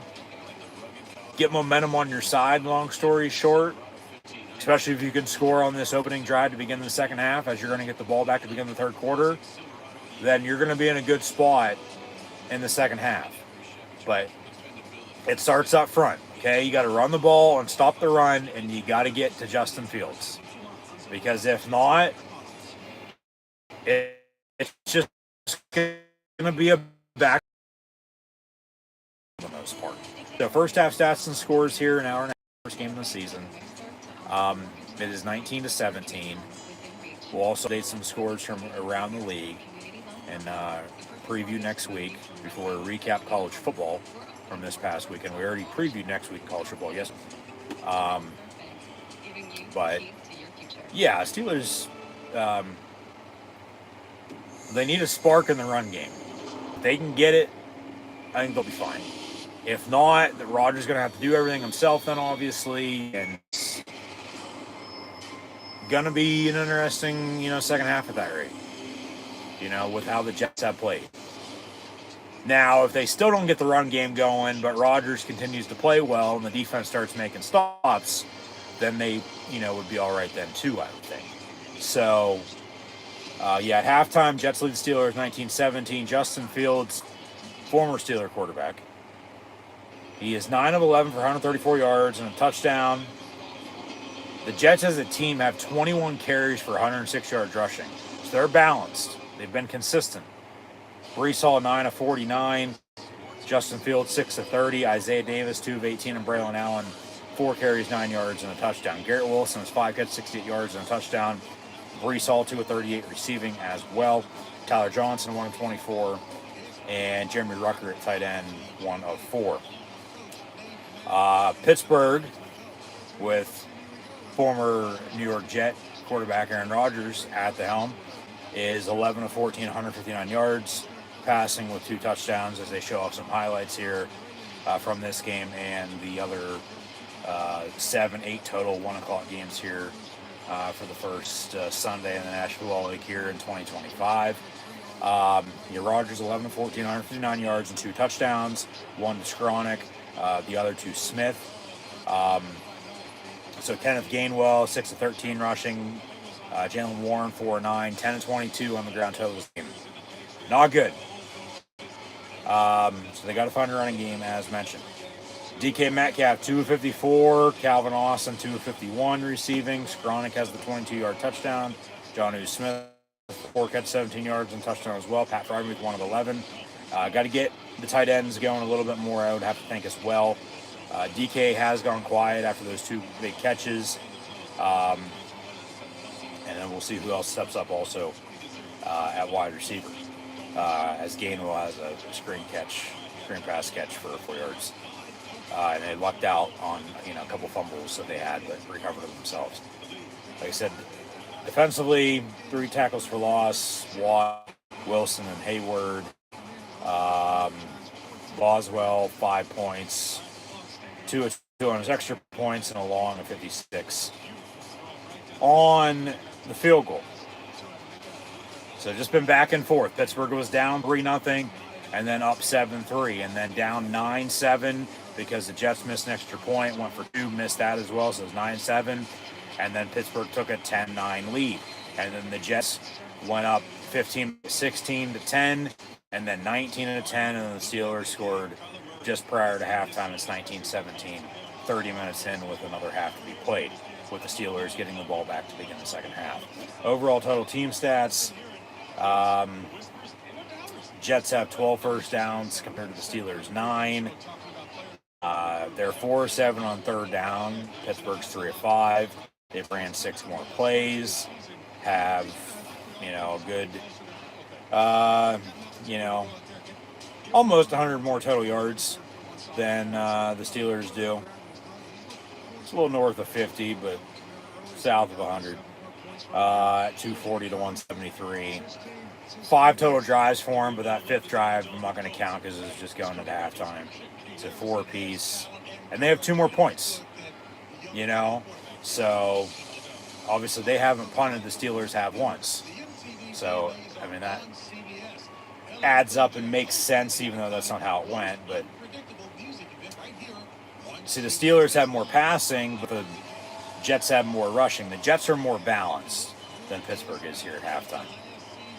With 134 passing, 106 rushing for 240 total. Pittsburgh has 151 yards passing and 22 yards rushing for 173 total. So, like I said, run the goddamn ball. 3 penalties for 30 yards. 2 against the Jets. The other, obviously, against the Steelers. And then no turnovers by either team, even though Pittsburgh came close to coughing it up. And then the Jets lead time possession 17-46 to 12-14. So, yeah, those are your first half stats and scores. Also at halftime in the NFL, as the Jaguars and Panthers are delayed 10-3. Jacksonville up at home. I'd assume weather is why they're delayed, but every other game at 1 o'clock is also at halftime. As the Steelers are down 19-17 at the Jets, the Bucs and Falcons are tied at 10. The Bengals are up at the Browns 14-10. Colts shutting out the Dolphins 20-0. Patriots up 10-7 on the Raiders. Cardinals 17-10 at the Saints. The Redskins are leading the Giants 14-3. And then, like I said, that Jaguar-Panther game is delayed with Jacksonville up 10-3. And then games still to come today. And then tomorrow night, Monday Night Football. Titans, Broncos, 49ers, Seahawks, Lions, Packers, Texans, Rams, Ravens, Bills, and Vikings, Bears. Eagles already beat the Cowboys on Thursday night. Chargers already beat the Chiefs on Friday night. And the NFL next week will kick off on Thursday Night Football with Washington visiting Green Bay. Next Sunday at 1 o'clock, the Steelers will host the visiting Seattle Seahawks in a Super Bowl 40 rematch. So I'll have live play watch along reactions live here on YouTube then, so be sure to tune in. But also next week in the NFL, week 2, Jaguars Bengals, from the jungle, Giants Cowboys, Bears Lions, oh my, Rams Titans, New England will be in Miami, San Fran and New Orleans. Bills will be at the Jets, as obviously Buffalo is the only NFL team in the state of New York, but don't have a New York name other than the city in Buffalo, but then the New York Jets and New York Giants do, but they both play New Jersey. As mentioned, Seahawks Steelers. The game will be on Fox next Sunday at 1 o'clock. We're on CBS today, Fox the following Sunday. Next week, Browns Ravens, Broncos Colts in the Peyton Manning Bowl, Panthers Cardinals, Super Bowl rematch next Sunday already as well, from just this past February, and 2 out of the last 3 years. Eagles Chiefs next Sunday afternoon, also on Fox. So we'll have Super Bowl 40 rematch and a Super Bowl 57 and 59 rematch with the Seahawks and Steelers, and then the Eagles and Chiefs next Sunday. Falcons, Vikings next Sunday night, as Kirk Cousins ain't going to be playing for either team as of right now. And then next Monday night, a doubleheader. Bucks, Texans at 7 o'clock. And then Chargers, Raiders at 10 o'clock. Shit. They're going to go real late with that doubleheader rather than, one starts and then by halftime the other game starts. No, it's going to be kickoff, play the whole game, and then doubleheader. The second game of the doubleheader will then kick off as well from Sin City, Las Vegas, Nevada, with silver and black. So that's the NFL for week 1 and week 2.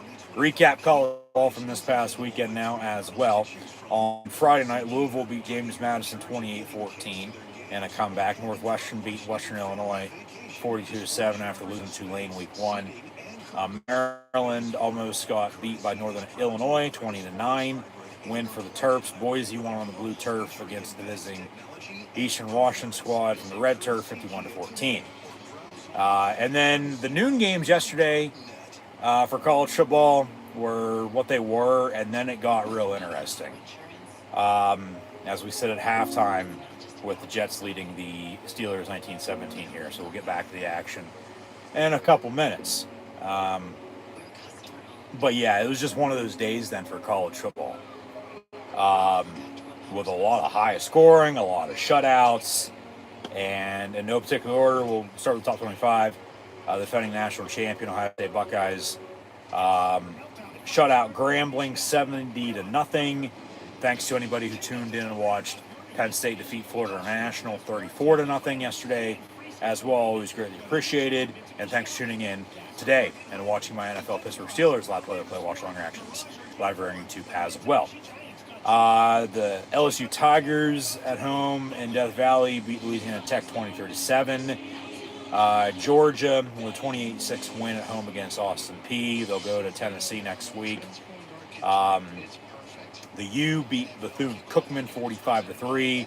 Oregon blew out Oklahoma State 69-3. They go to Northwestern next week and then host Oregon State before they come here to Happy Valley in the whiteout to take on Penn State at the end of the month. Texas bounced back after losing week 1 against Ohio State again, 38-7 win against San Jose State yesterday. Clemson was getting beat by Troy but came back to win 27-16. South Carolina beat South Carolina State 38-10. Illinois went to Duke 45-19 win for the Illini over the Blue Devils. Mississippi State got their first home ranked non-conference win in 30-plus years last night against Arizona State, 24-20 for the Bulldogs. South Florida went to the Swamp, won on a game-winning field goal against the Gators, 18-16. Similar score here, 19-17 at halftime, with the Jets leading the Steelers. And it looks like we're about to kick off the second half, so I'll leave, as we already looked at what's going on in the NFL this week 1 and previewed what's to come along with next week in the NFL week 2. And we'll continue on with the college football recap from this past weekend momentarily. But we kick off the second half now with the Jets and Steelers, with New York leading Pittsburgh 19-17 as the Steelers return the opening second half kick. It's around the 30-yard line again. That's where they've set up shop, on most every single drive thus far. Mike Tomlin interview coming out of the half, see what he's got to say.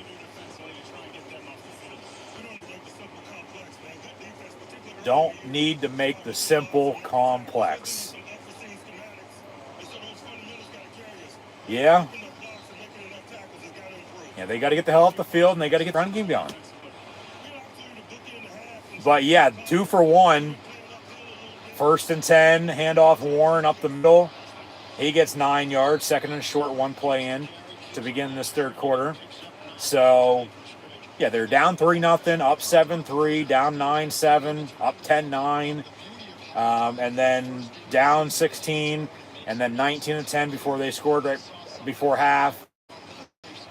Get the ball back here to begin the second half. So, yeah, 2 for 1, double dip and so they can take a lead. I'll take a field goal if it comes down to it. You go up 20-19. I would love a touchdown and go up one score here other than 1 point. Hand off Warren again on 2nd and 1, but no gain on play, 3rd and a yard, a minute into this third quarter. So, once again, run the ball. Rodgers can't do it all himself. You can't be one-dimensional. You got to be balanced. You got to be consistent. They're trying to run the ball, but just can't. So hopefully Rodgers can still make plays. Somebody to step up at wide receiver behind DK. Obviously, Skoranek has the first touchdown. Jonnu Smith the second, but get Freiermuth and Washington ball, tight end, empty set, 5 wide, play clock winding down. Got to go. Snap the goddamn ball. That's fucking delay a game. They didn't call a timeout. Son of a fucking bitch. So delay a game rather than 3rd and short. They're going to be, backed up now a little bit. 3rd and about 7 as Rodgers has some words for the ref as Bill Vinovich is today's white capper. So, they've let him play. It's week 1. These refs have let him play. Obviously, Rodgers did try to call a timeout late, but they didn't give it to him. So, delay a game and see if they can convert. But still, once again, as it's 3rd and 6 officially.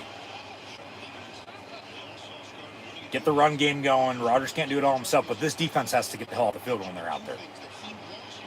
Rodgers avoids a sack, throws it incomplete, and so 4th down, they're going to go 3 and out to begin the half and have to punt.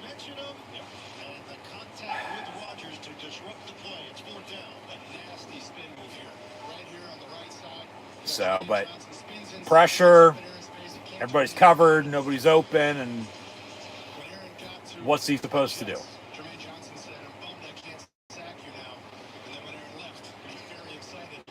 So Pittsburgh on the punt. Corliss waiting, and his left foot will boom into the 15, and we'll have a fair catch there by New York. So that's where the Jets will set up 1st and 10 to begin this second half with a 2-point, still 19-17 lead. So this defense now, like I said, because offensively they still got to get a running game going. Rodgers can't do it all himself. They can't be one-dimensional. They got to be balanced. They got to be consistent. But 3 and out there, couldn't double dip. They scored before halftime, so it's not 2 scores, 19-10. They're only down 2 points, not scores. And now it's back in the defense's court to do something. They got to get the hell off the field. They got to stop the run, and they got to force pressure on Justin Fields. They got to sack his ass. They've come close, but no cigar. And, he's been able to get away and either run it, for a couple yards or throw it for a couple yards or, they just keep moving the ball. That's what I said. Pittsburgh's got to get the hell off the field on defense. They got to put themselves in a good position, at this rate, get this game into the 4th quarter with a chance to win it. They can't let this get out of reach, out of hand. Because if the Jets go score at 19-17, okay, hold them to a field goal, you're only down 5. It would have been nice if you were up 1 or 5 yourself, 20-24-19 for God's sakes. But you give them a touchdown. You're going to be down, 9 again, 26-17. So just. We all know that's 2 scores. It ain't fucking 1 score. It's 2 scores at 9 points. Unless they last changed the role, and I don't know about it, which I know they didn't, but joking aside, I just force the kick here, get the hell off the field. Because, you punted it twice. The Jets haven't punted at all yet today. So, you got to survive this game. The Survivor's coming back, thank God, in a couple weeks. Been tired of watching reruns on TV of a bunch of different shows, let alone streaming-wise as well. So, 1st and 10, Jets at the 15, up 19-17 here, early 3rd quarter. And we'll see the Steelers defense stop the run. And TJ Watt, where you at, man? So, let alone, I don't care who the hell it is. Just somebody make a play. Somebody make a stop. So, back to the Meadowlands. And here we go.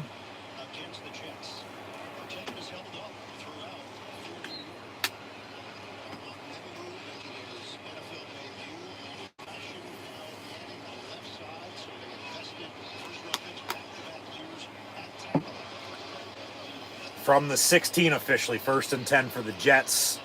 And Fields gets, almost picked off by Benton. Fields got hit as he threw, and it was deflected. And we've had a couple of defensive linemen, D tackle has been intercepting balls here to begin the season. And Benton almost had that, and then he hit the turf, hit the ground, and the ball came out, so it's going to fall incomplete. Yeah, Cam Hayward with the deflection as Highsmith hit Fields.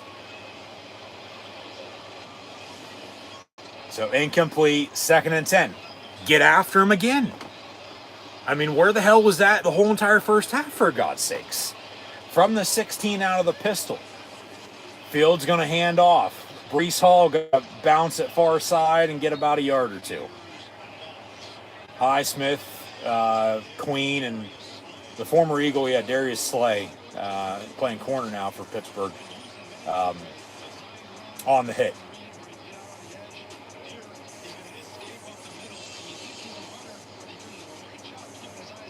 So 2nd and 3rd and 8. Sorry, 3rd and 8 about, yeah.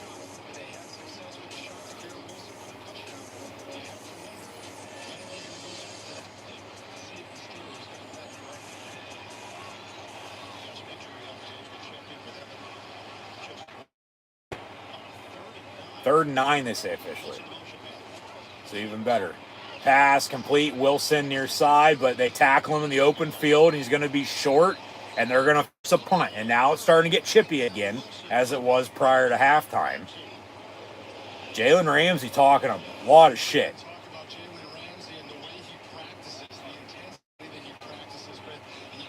And,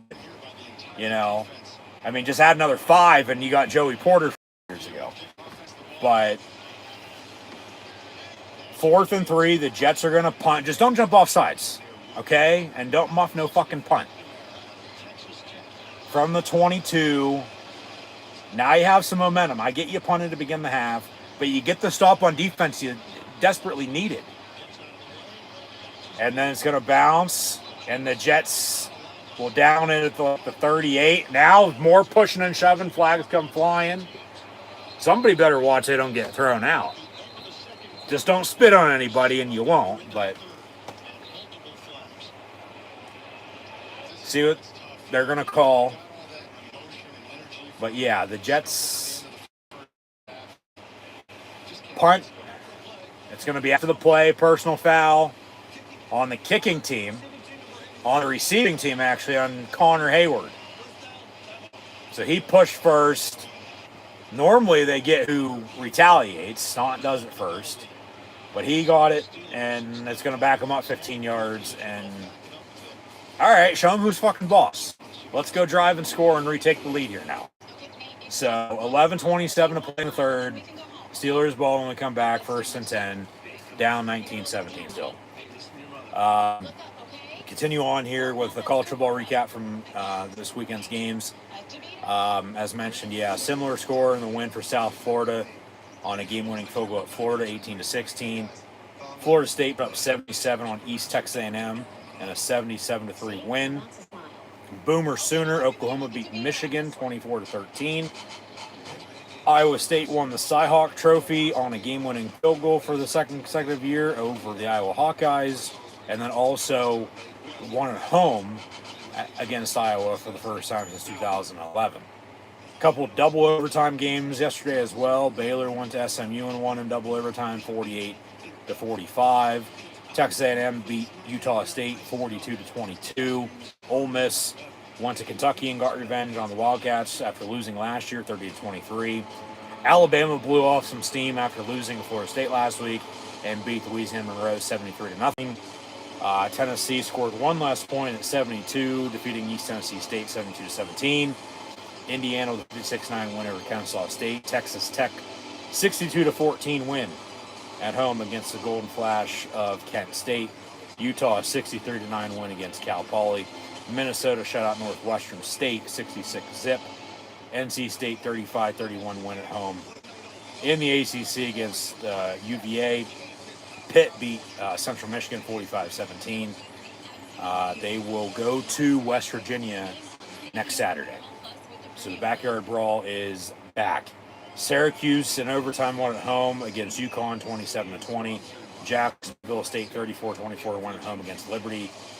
Temple beat Howard 55-7. They'll host Oklahoma next week. New Mexico 32-22 win against Idaho State. The border war with Kansas and Mizzou was won by the Tigers 42-31. Fresno State 36-27 win at Oregon State. Georgia Tech beat Gardner-Webb 59-12.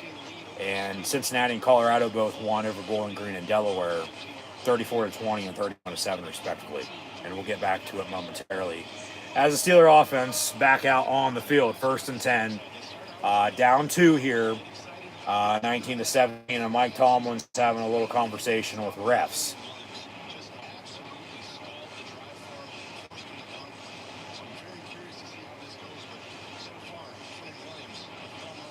I think basically saying, hey, you're going to call that, you need to call that on them.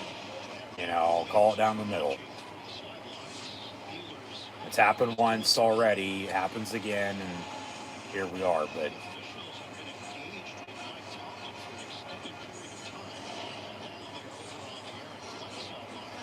so now the refs are talking to both head coaches, and maybe some warnings issued because of how it's got.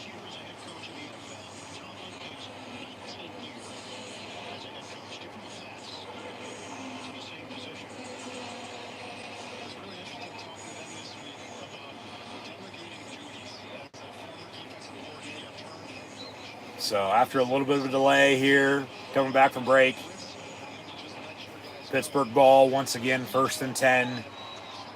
I see where they spot the ball after that penalty.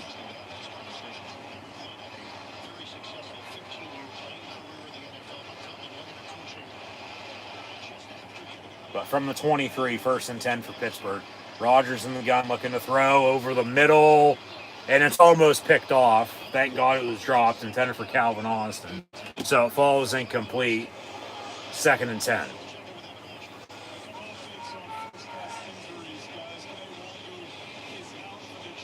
Deshaun Elliott's going to be out with a knee injury, they say, for the Steelers. Hopefully it ain't serious or long-term, and hopefully he'll be able to come back, soon. But talked about the defense and the depth they have, and especially in the secondary. If he's hurt and out for a while, they'll have to activate somebody off the practice squad, such as James Pierre or P. Bishop. Handoff, Gainwell. It looks like the sun's starting to come out a little bit. It was overcast and a little rainy in the first half, but 3rd and 5 coming up here for Pittsburgh as they give us an update.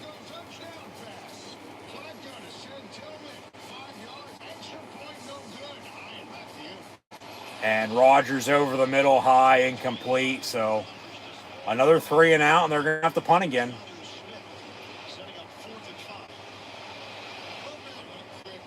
And 12 on defense. So automatic 1st down.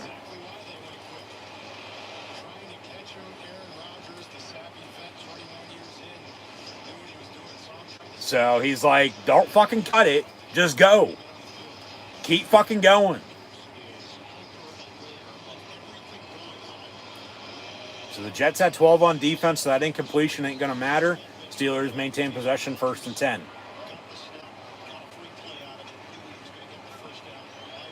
Warren in the backfield.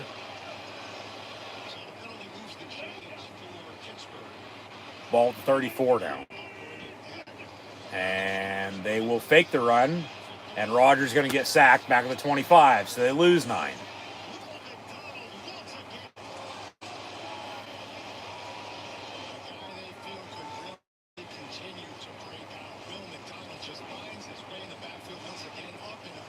And he just beat Broderick Jones on the left side, and it starts up front. You got to be able to block and protect, run the football, and throw it. and they can't really run the ball, and Rodgers now been sacked, I think, 4 times.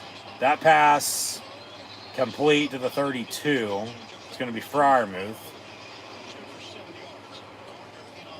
But still 3rd and long. About 3rd and 12. Yeah. Be 3rd and 3 if they didn't take the sack there on the previous play. You know, so that's more manageable than this is, but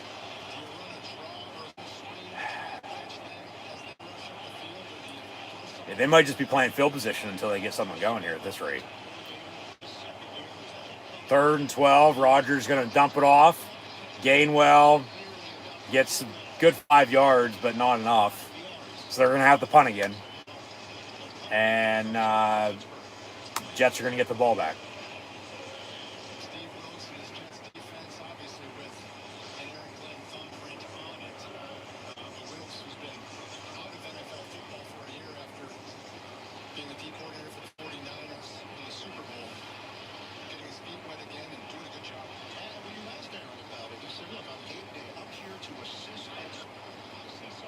So Pittsburgh punts and a return from the 13. And that's a block in the back and then a big hit out of bounds, but no penalty. So the Jets will have possession after the 50-yard punt, 19-yard return for special team stuff. And we'll take a commercial break. Jets ball, still 19-17. We've been deadlocked at that since halftime. Neither team's really done much in the second half. Been now a punt contest. So it has officially slowed down. Here we are. But the Steelers still need to get stops on defense, and they still got to find a running game on offense. But it doesn't look like the latter's going to happen today. It's going to be, you know, Rodgers trying to get the job done, and just somebody's going to have to make plays offensively. You know, I don't care who it is, but it's going to start right now with the defense. They got to get stops. I mean, they did on the last drive, forced the Jets to punt for the first time, but they couldn't do anything with it. You know, even with a incompletion over the middle on 3rd down, you get 12 on defense, you maintain possession, you still can't do anything with it after that. You know, so Jets ball, and you got to do something before too long, because if not, time's going to run on you, and you're not controlling the clock either. You know, so that ain't even in your favor. You know, if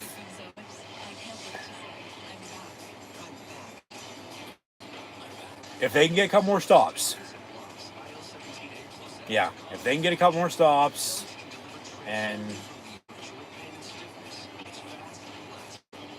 hopefully get something, you know, going offensively, because they haven't had shit since that touchdown just prior to halftime. You know, so then all right. But as I've said, they're at the spot and point in time with just how this game's gone and where they're at. They got to get this game into the 4th quarter with a chance to win it. If they can do that, we'll see what happens. So I'll leave it at that. Continue on with college football scores from this past weekend. App State beat Lindenwood 20-13. Texas State over UTSA 43-26. 36, excuse me. Navy 38-24 at home over UAB. North Texas won in overtime at Western Michigan in an odd non-conference matchup, but nonetheless 3-30 the final. St. Francis lost at Buffalo 45-6. Wisconsin jumped around over Middle Tennessee State 42-10. The Ohio Bobcats beat West Virginia for the first time since 1949, 17-10. And Wyoming beat Northern Iowa 31-7. Wake Forest with a 42-10 win over Western Carolina. Rutgers, the birthplace of college football, 45-17 win over Miami, Ohio. Arkansas State 56-14. Nevada, after losing to Penn State last week as well, beat Sacramento State 20-17. So we'll continue on with those a little bit. But handoff on the run for a couple yards, be 2nd down and about 8 coming up here for the Jets.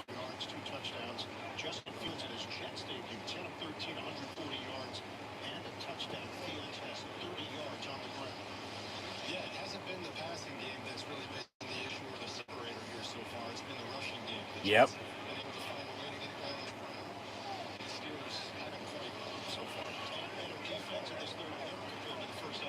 Second down here. They say and 10, so no gain on that previous play. Hand off again. And haul up the middle for a couple. So third and manageable for him.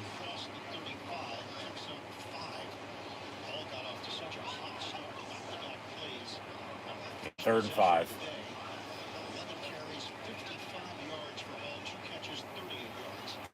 He came into the season without a new contract, so after the season, he's an unrestricted free agent. He knows he has a little bit of that chip on his shoulder.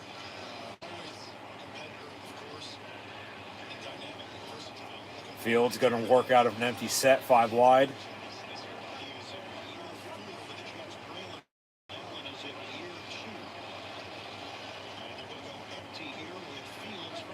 Watch a draw. He's going to throw over the middle, caught at midfield, and see if they give him forward progress, but they'll mark it around the 47, 48-yard line, it looks like. First and 10 here for the Jets. Good job by Justin Fields, just scanning, seeing what the defense gives him. Rucker gets a little separation across the middle, and right in the line of vision of Fields delivers the ball. So 4 tight ends on this roster as well, just like the Steelers, but Marty Woods would have picked up off of waivers from Indianapolis. It's Taylor, Rucker, and Smart. So 19-17, first and 10 Jets, handoff Breece Hall, and he gets a first down run inside the 40 before Thornhill and somebody else. I didn't see a number. Chuck Clark, 21, and one Thornhill, 22 on the stop. Breece just sticks his foot in the ground, gets north and south, and pierces into the heart of the defense. Maybe a hold up front. He's looking for his first career 1,000-yard From the 35, first and 10. Come on, defense.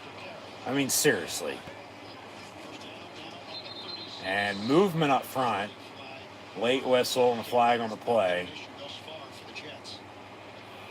Maybe a start, legal formation. False start, 5 yards, back him up. They'll replay first down. Receiver Tyler Johnson. So back it up for New York to the 40-yard line of the Steelers. Yeah, clearly. Just barely early. We talked about it a little bit in the first half last year, the undisciplinedness of the Jets. First in penalties, first in missed tackles. I believe that's why they're second today from a pre-snap standpoint. They do have 128 rushing yards. Pittsburgh From the 40, first and 15. Handoff, more missed tackles, another big run by the Jets. So they don't care about the false start penalty. Hand off to Breece Hall again because the Steelers can't stop him. Steelers cannot run the ball, and they cannot stop the run. And if they lose today, that's probably going to be the main reason why. Breece, and he finds a huge lane for a massive first down.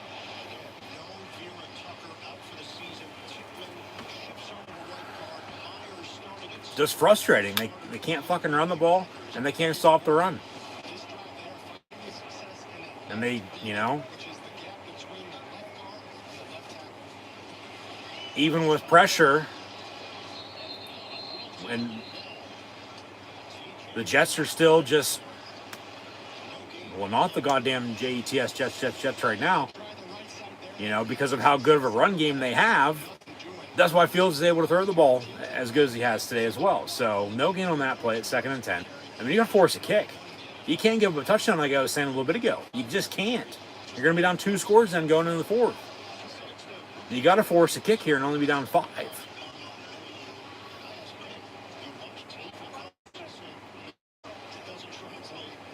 From the 23-yard line, 2nd and 10. Fields in the gun looking to throw. And dumps it off. Caught. First down inside the 10. 5. And down to the 1. Peyton Wilson on the stop. Bringing down his brother from another mother, and Garrett Wilson. But see the tackle there, he might have rolled him over into the end zone. And he's down. Okay. So from the 2, first and goal. And they'll sneak it. And Fields reaches across. And they say touchdown Jets.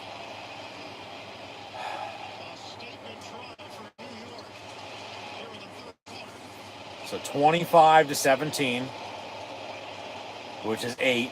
That's 1 score. Extra point, makes it 9 at 2 scores. If it's good at 26-17. So Pittsburgh's now going to be in a pickle.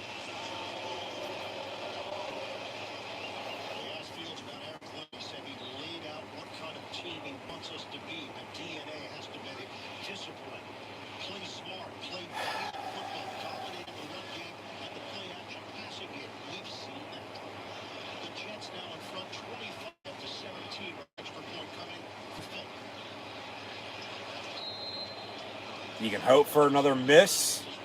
You can hope for a block.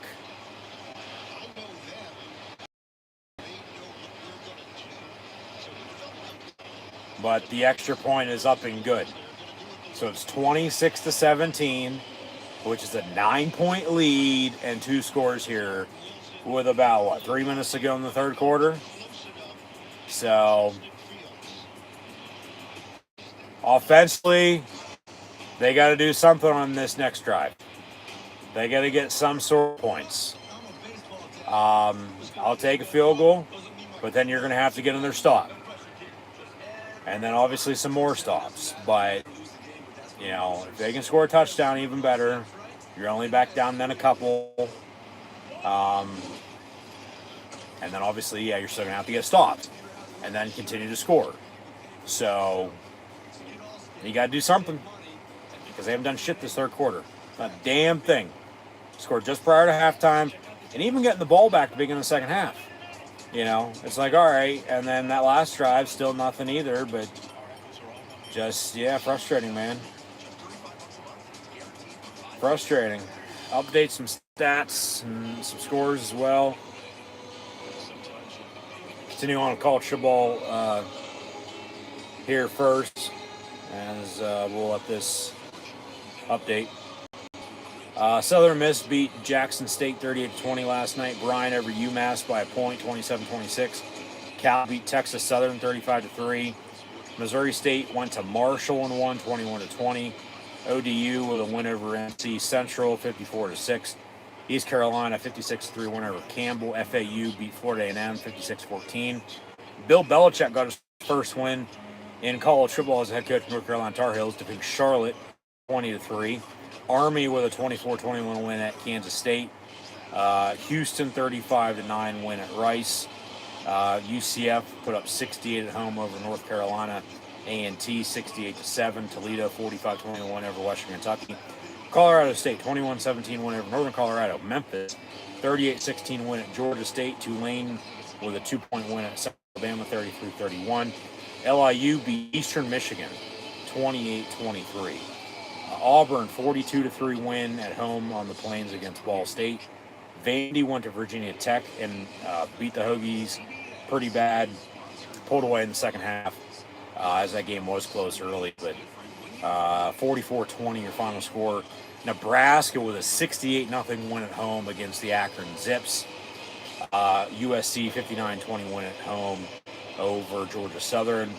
The other double overtime game I spoke about earlier was Michigan State winning at home over Boston College, 42-40 in double overtime. Purdue 34-17 win over Southern Illinois. Coastal Carolina won 13-0 over Charleston Southern. UNLV 30-23 win at home over UCLA as the Pittsburgh Steelers return this kickoff to about 33-yard line as the sun has really come out now.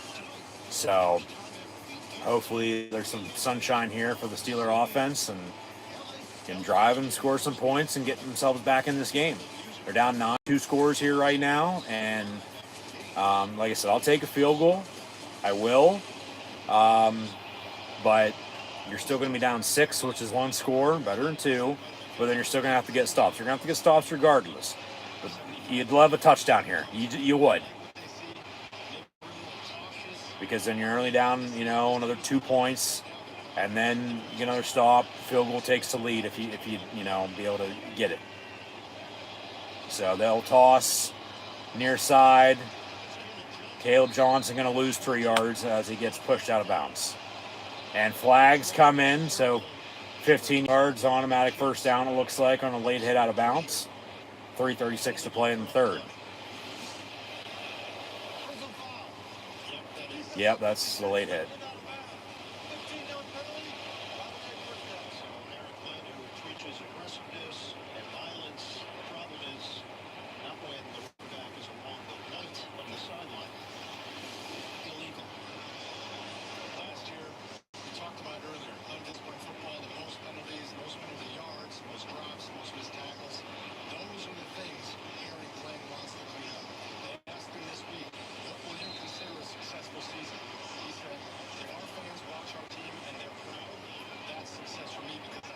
So 1st and 10, Steelers after the penalty. They wind the clock from the 45-yard line, 26-17 your score. Rodgers looking to throw over the middle, incomplete on a slant intended for DK Metcalf. Rodgers says that's on me. Yeah, he probably should have threw a yard out of Washington over the middle. But the pass was a little bit behind, though, as well. So, yeah. God damn it.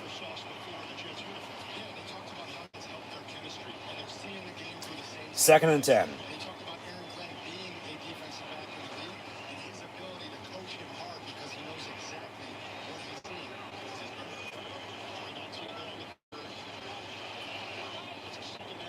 Motion man near side.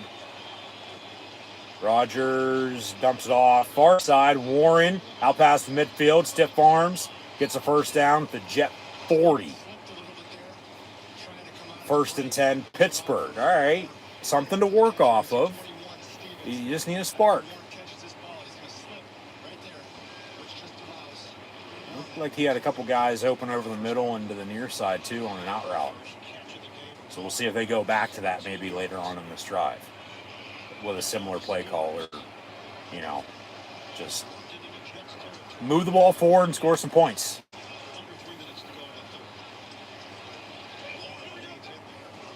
So Rodgers is going to hand off from 38-yard line to Jalen Warren for a couple yards up the middle. 2nd down.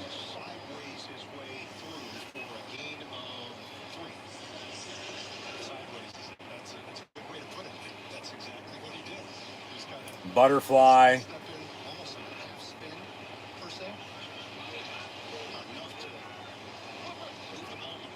From the 35, 2nd and 7.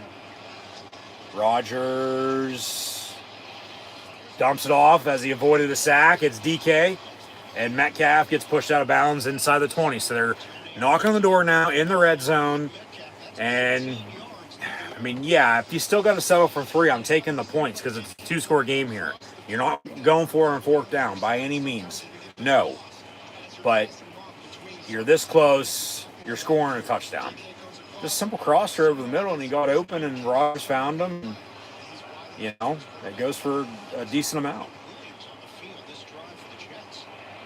So from the 17-yard line, officially 1st and 10. And they'll run a draw with Warren. And he'll cut and get to about the 14 on about a 3, almost 4-yard gain. So 2nd down. 2nd and 7, they say.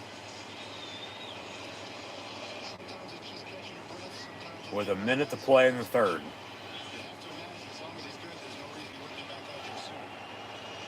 It'd be nice if they'd score before the end of the quarter, might add as well. From the 14, 2nd and 7. And they'll run another draw with Warren. And he's going to be just short of the first down. So 3rd and 1. So a couple decent runs now. They're going to, start building on it here, hopefully.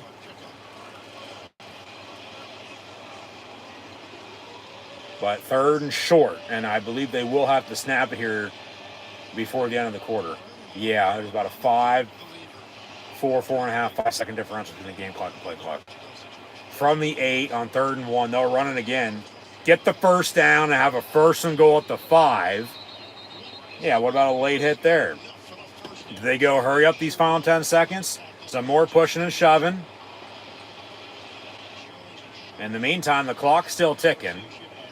So even if they wanted to go hurry up, they're not going to be able to now because the clock has just expired. And at the end of the 3rd quarter, the Jets lead the Steelers 26-17. But Pittsburgh ball, 1st and goal at the 5, and they're knocking on the door looking to cut this 2-score lead. Once again, if you got to settle for 3, I'm taking the points, but I'm not kicking a field goal because I'm scoring a touchdown here. They got 4th and goal at the fucking 1 or half yard line. I'm going for it. I will at that rate.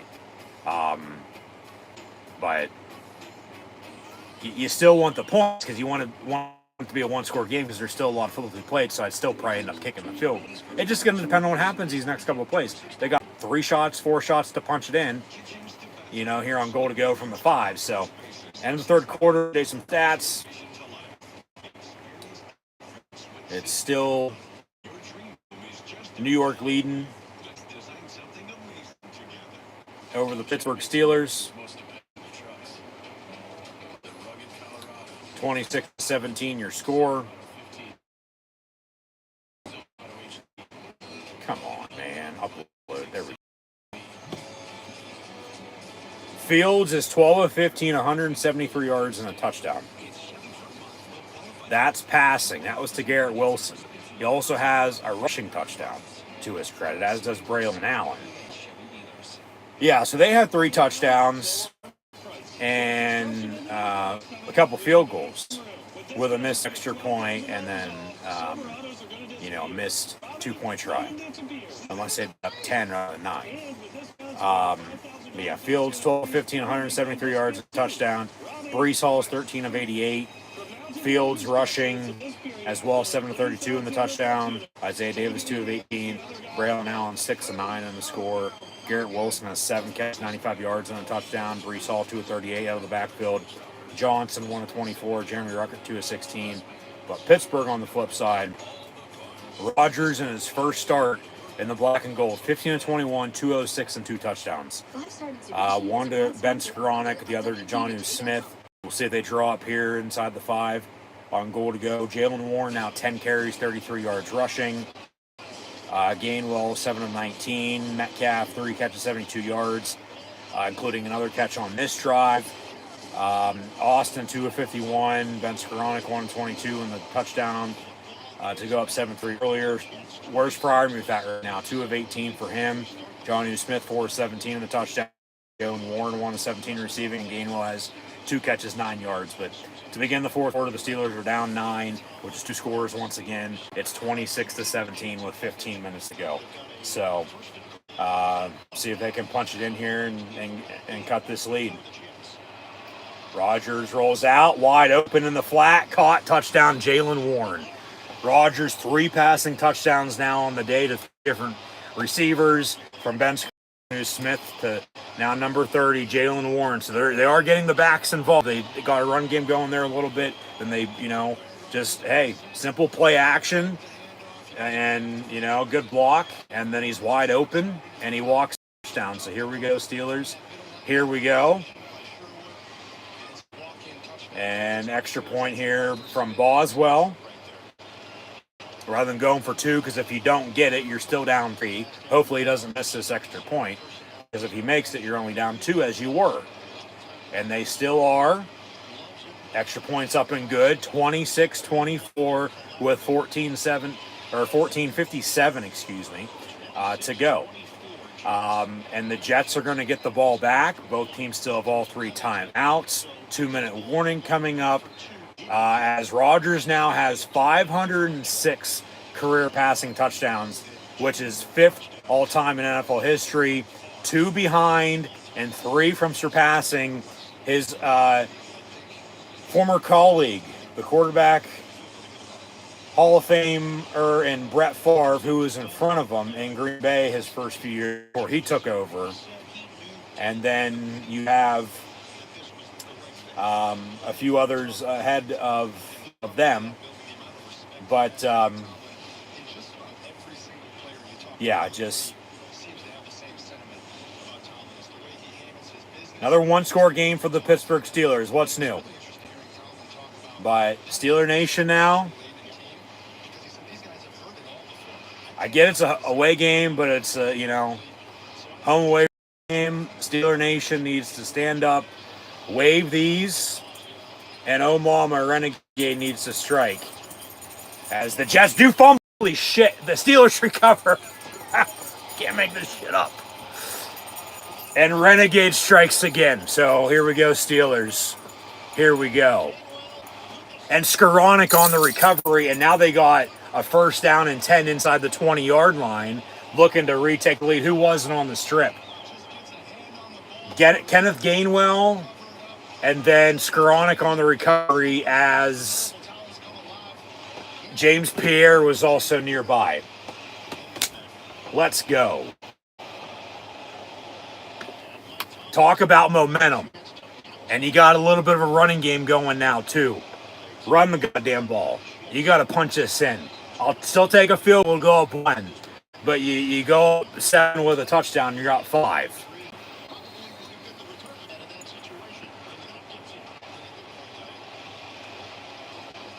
From the 22-yard line officially is where they spot this at. Let's go.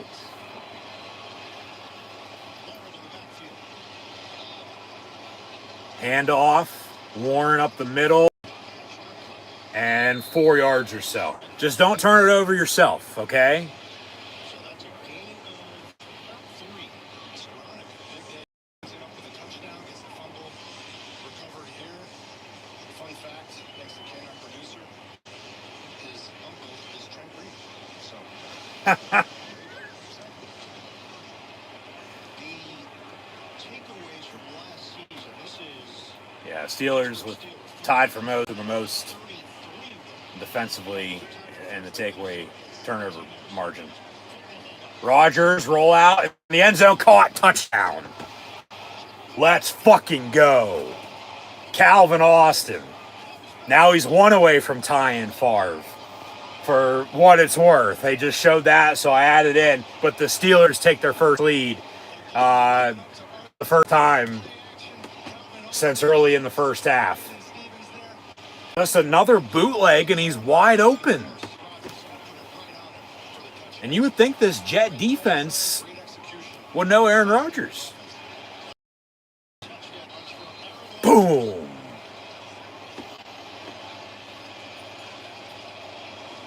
So 30-26. Here's the extra point on a 2-play touchdown drive after a turnover. They score off of it, and they lead 31-26.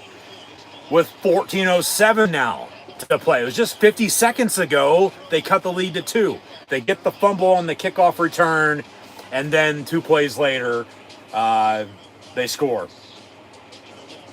And Rodgers now with 4 passing touchdowns today. 1 to Ben Skoranek, the other to Jonnu Smith, and then just 2 in the past 50 seconds, not even 60 for a minute.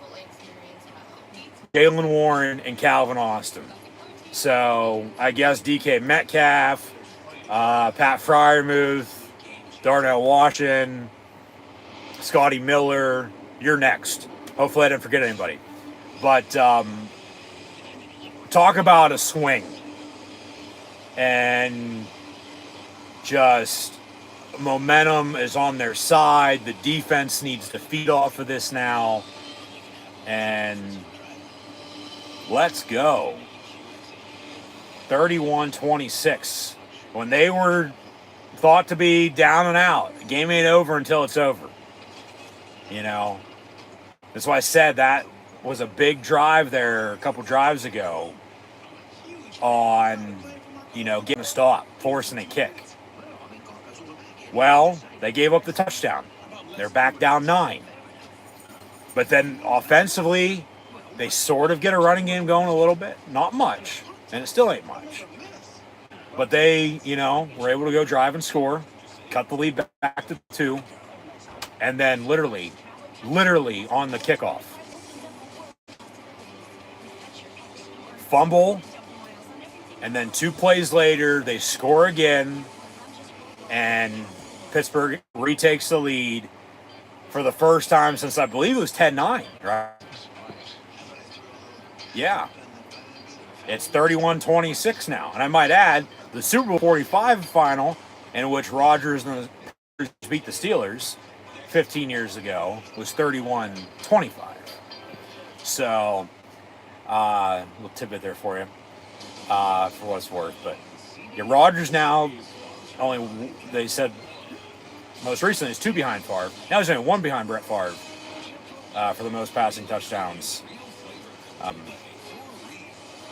Not in NFL history, but he's 5th all time. He's going to tie him with his next one, for 4, and then,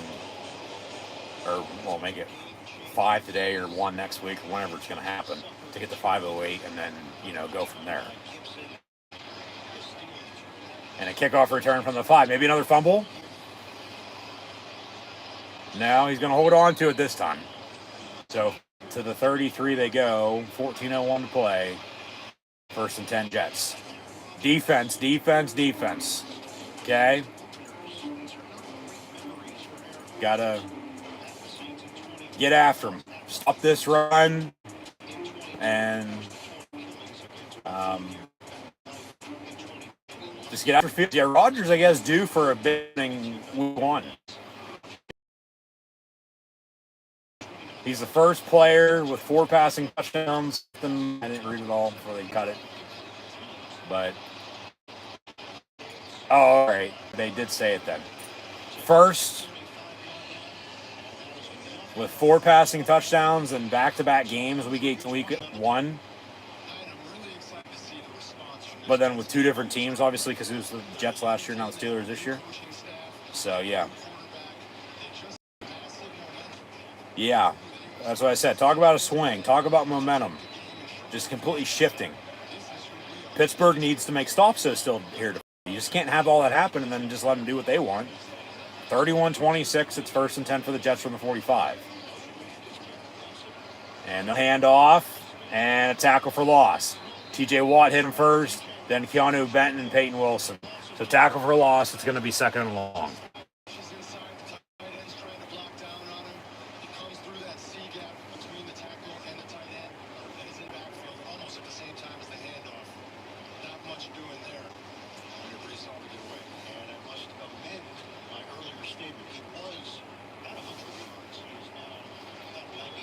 Yeah.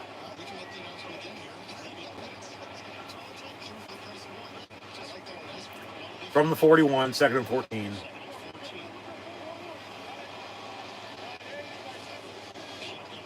And Fields over the middle, almost picked, but it's caught, and Peyton Wilson with the hit. Almost body slammed him, but he decided just to set him down, so he didn't get called for a penalty.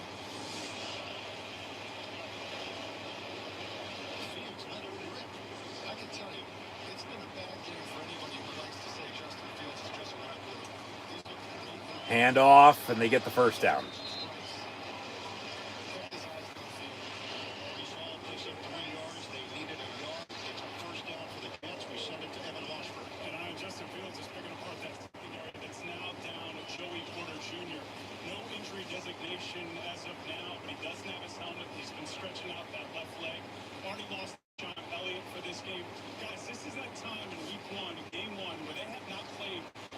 So a couple secondary injuries, they say.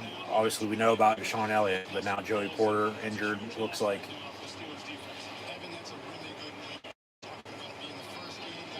Fields over the middle, caught. Another 1st down to 25. So, yeah, they're just allowing them to drive and score.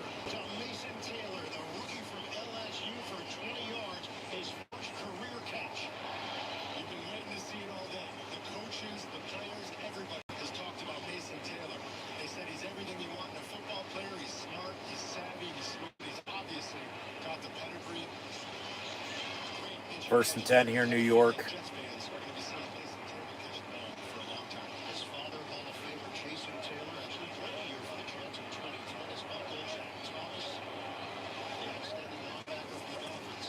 And Fields going to keep it for himself. Going to get chased down by Patrick Queen before it gets pushed out of bounds.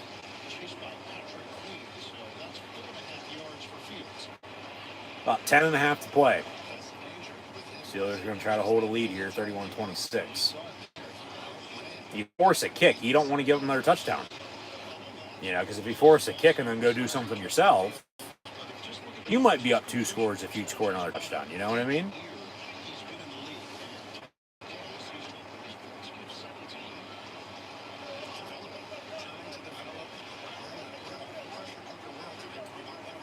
From the 19, second and 5.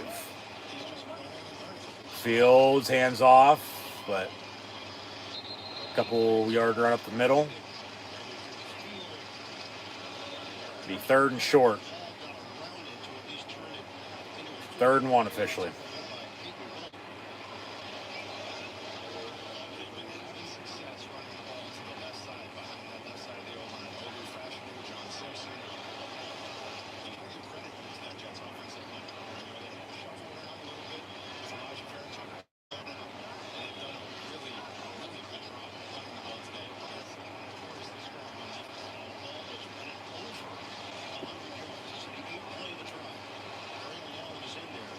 From just inside the 15, 3rd and 1. Fields going to keep it for himself, gets the first down, and then tackled out of bounds with a penalty on the play.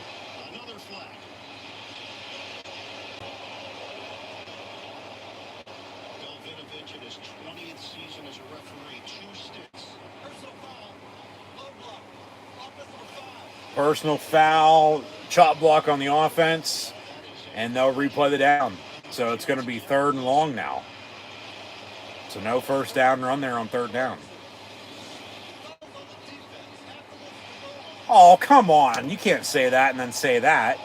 They say now the foul's on the defense and it's half the distance. So it's an automatic first down for the Jets. Jesus Christ. Get the announcement right, for God's sakes.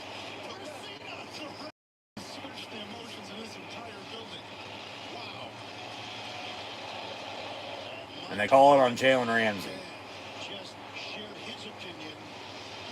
Bull fucking shit is what that is.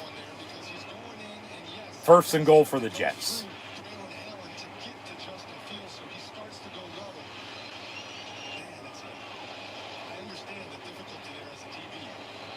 And now we got another late whistle.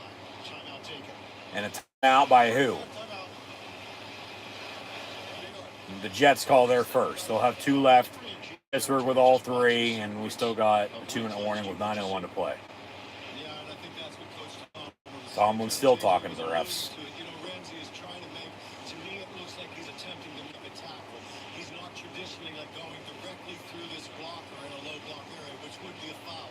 But in the attempt to tackle a runner like that, you can see him trying to avoid that low hit right there. And in an attempt to reach, that's a tight call. And look, they're trying to protect the low blocking, but here, to me, it looks like Ramsey's trying to avoid the offensive block and go low to make a tackle. In those situations, you can pass on that and not call the low. I'm with you there, Gene, as I see his shoulder pad go around the knee of Braylon, and if Fields wasn't so close, I can understand, but Fields is directly behind Braylon Allen there. So what's Ramsey's other option? He's going to stand up and possibly get run over by Braylon Allen? Yeah, exactly. Like, you're going to fucking try to make a play.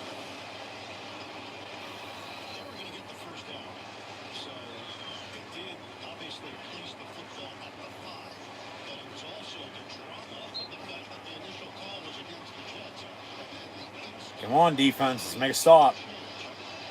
From the 5, 1st and goal. And hand off. And maybe a yard. So 2nd and goal from the 4.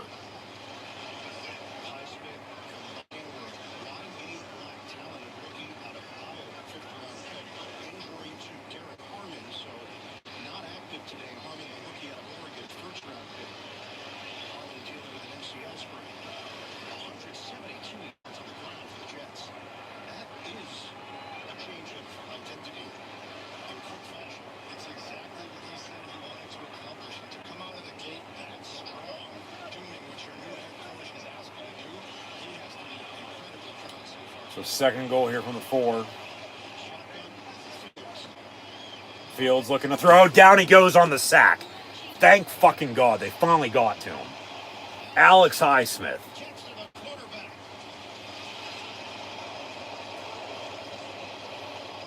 Just out of nowhere. His entire college career, but he's going to give one up here to Alex Highsmith. He just comes up and under so quick, right inside. A little bit of a And boom, down he goes.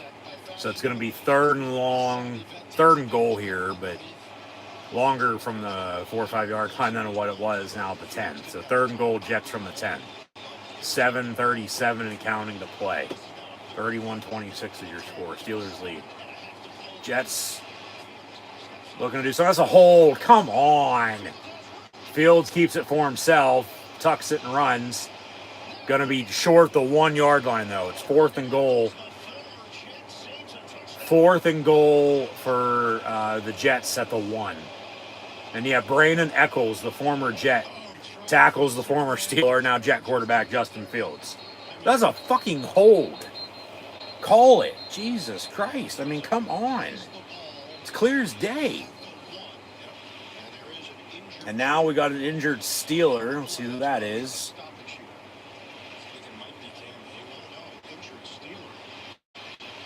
It is Cam Hayward.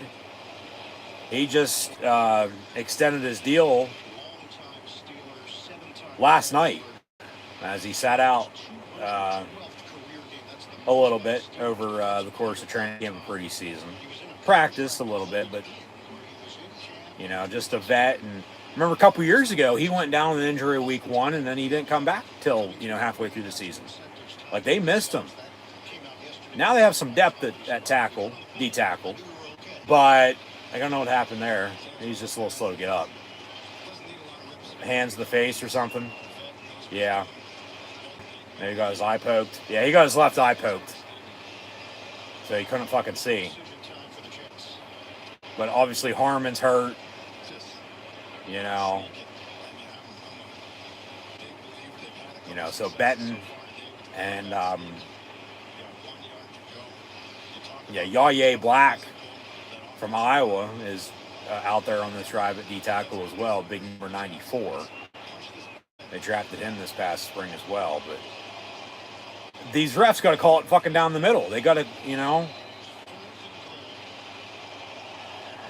just call a better game, and they won't wonder why we bitch about the officiating all the goddamn time. Fourth and goal, Jets from the 1, but now we got another whistle and a timeout by the Steelers. So we'll see what New York draws up here, but Pittsburgh better make a stop.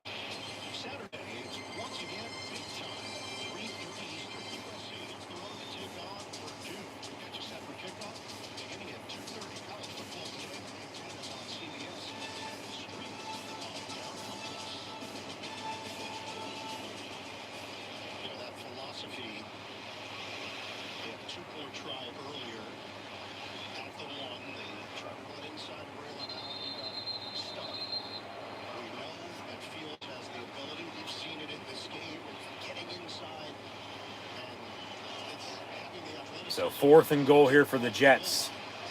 See if the Steeler defense can make a stop. Let's go, D. Come on.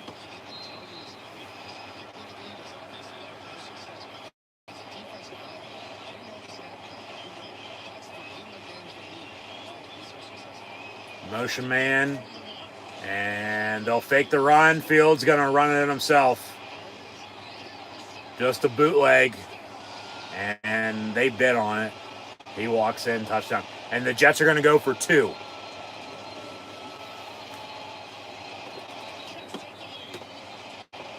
So 32-31.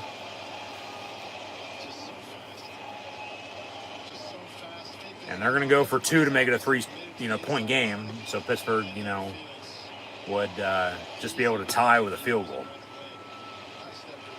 But then if they don't get the 2, Pittsburgh would win with a field goal if they could work some clock, let alone, go score a touchdown or whatever. Clearly the over has already hit in this game. But it's still, very close game. Pittsburgh was favored by 3.5, and, they were just up by, 5 there, and now they're down 1, and you got a 2-point try coming up, so. Remember, the Jets didn't get the first 2-point try they tried earlier today. We'll see about this one from the 2.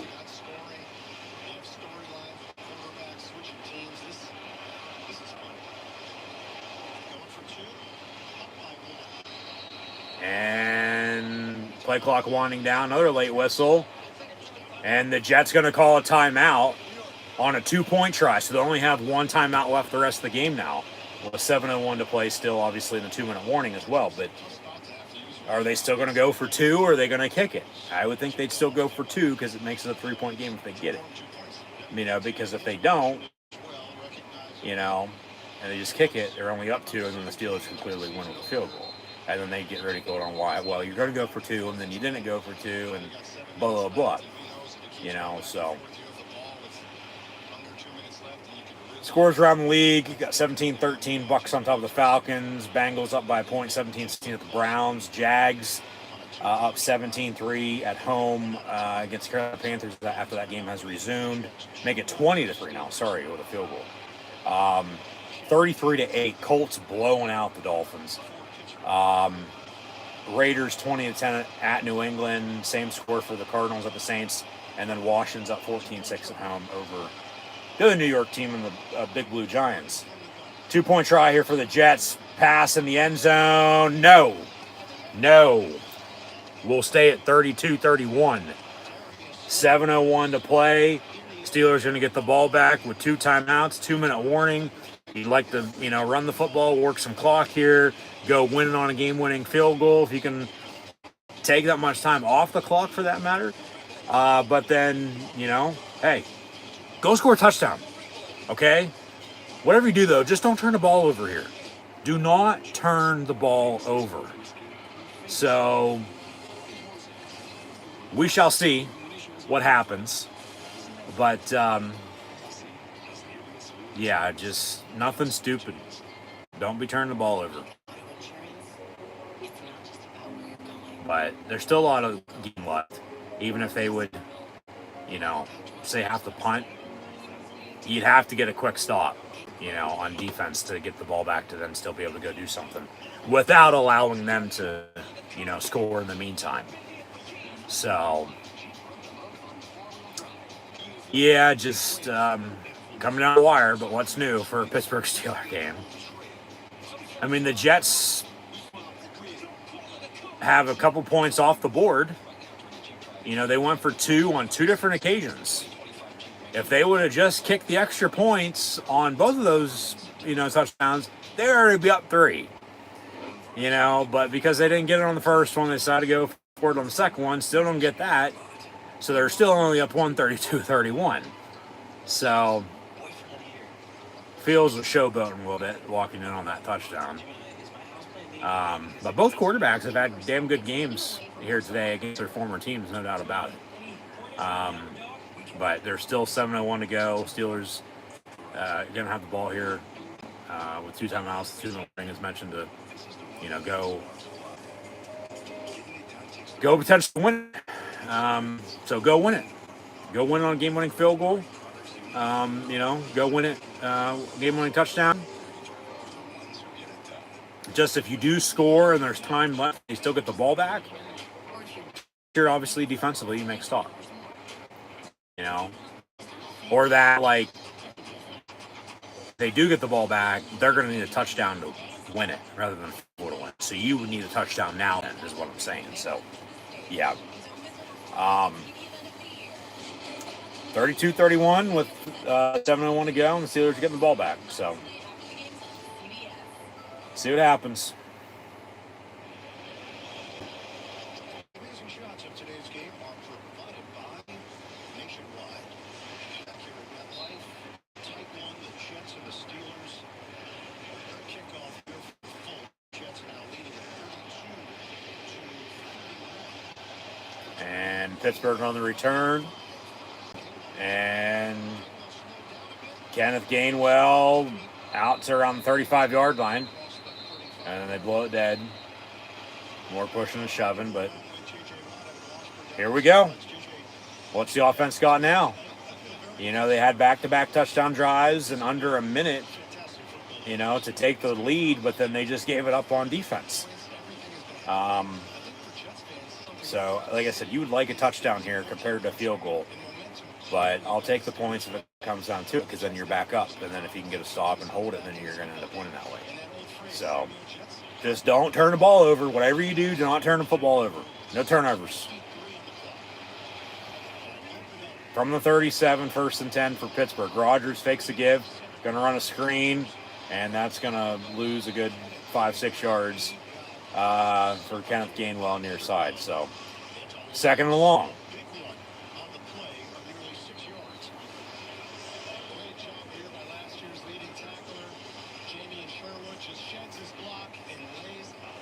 I mean, where's DK at? You know, where's Fryermuth at? Jonnu Smith as well, also at tight end.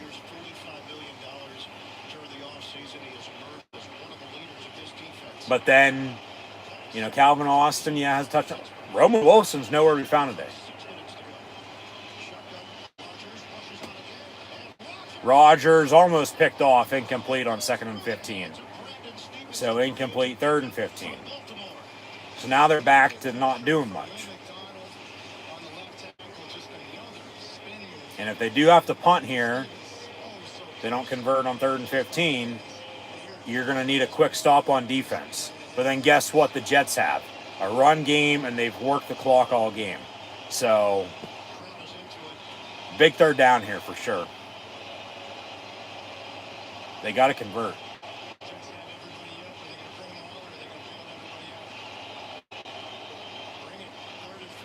Rodgers going to get sacked.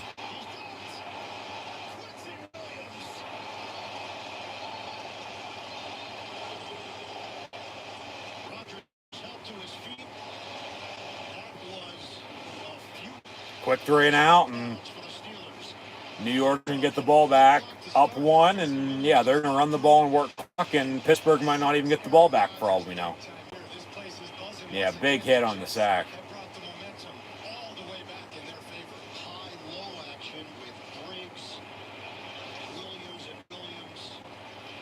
And Waitman punts it. Yeah, not a good punt, but it bounces. The Jets field it, and then out of bounds they go around the 35-yard line. So, come on, defense, where you at? Gonna need another stop. You got a flag on the play. They'll mark it at the 34.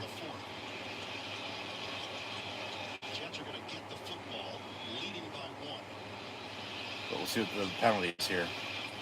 382 yards of offense for the Jets. 182 on the ground. During the kick, block in the back on the return team on the Jets. 10 yards, 1st down. 5:21 to go. And this defense needs the biggest stop of the game. Because, yeah, they'll win or loss for the Steelers at this rate. Rodgers looking good. You know, sacked, yeah, however many times, because he's been sacked that many times. But they have no run game. And the defense is just allowing the Jets to drive and score because they can't stop their run game. You know, it's one of those situations on, it's what it is.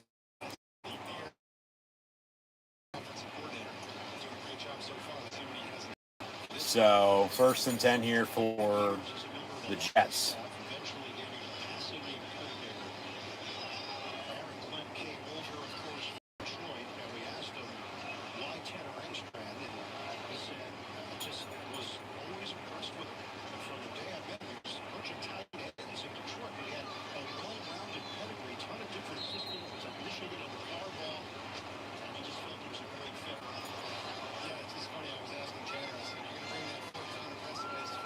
So from the 21, 1st and 10. Fields looking to throw. It's caught, but then wrapped up right away. Okay, Brandon Eccles is 20.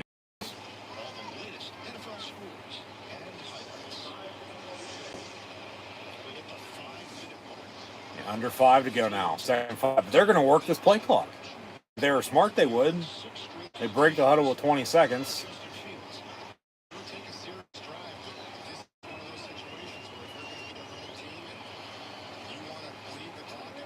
And out of the eye, run it. And tackle right away by Cam Hayward, who's back in there after a poke to the eye a little bit ago. So 3rd and short. Come on, defense. You got to get off the field here.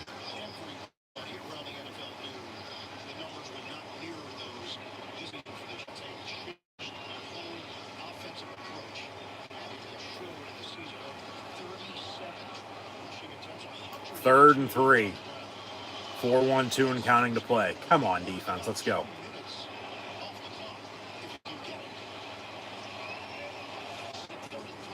And Will. All right. Defense does get off the field. Yeah, they brought pressure. I was going to say, are they going to, will they drop? Bring pressure? They really didn't bring a hell of a lot of pressure. They brought Highsmith off the edge. A couple other guys blocked. But then by the time Fields is getting wrapped up, the safeties and the corners were all there. So defense gets off the field. Jets going to punt. 3:20 counting now to play. Pittsburgh going to get the ball back. Whatever you do, don't turn it over. Fair catch by Calvin Austin at the 18. So Pittsburgh going to get the ball back down 1 with 3 minutes and 13 seconds left. 2 timeouts, 2 warning with a chance to go win it. All they need is a field goal, you know? And then it's going to go back to the Jets going for 2 twice. Didn't get either of them. When if they would have kicked the extra points on both of those, they'd have 2 more points than what they already have at 32, and they'd be up 3 at 34-31. And the Steelers need a field goal to tie, let alone a touchdown to win right now. So all the Steelers need is a field goal to win this. Whatever you do, do not turn the football over. We'll see what they got cooking. From the 19, Gainwell going to motion in the slot top of your screen. Empty set 5 wide, left to right here for Pittsburgh. Rodgers looking to throw over the middle. It's caught. Freiermuth for 9, maybe 10 yards. That's one of those where the coverage was great. There was just nothing the defender could do. When Freiermuth They say 2nd and short. As Rodgers is getting the play call, but calling this offense on the field as they get set up. Rodgers looking to throw again, going deep near side Austin. Oh, where's the flag? Thank you. It's going to be at least a defensive hold, if not a pass interference. They say pass interference on the defense. He had that in stride. Because of a spot foul, defensive pass interference, it falls in. Yeah, clearly.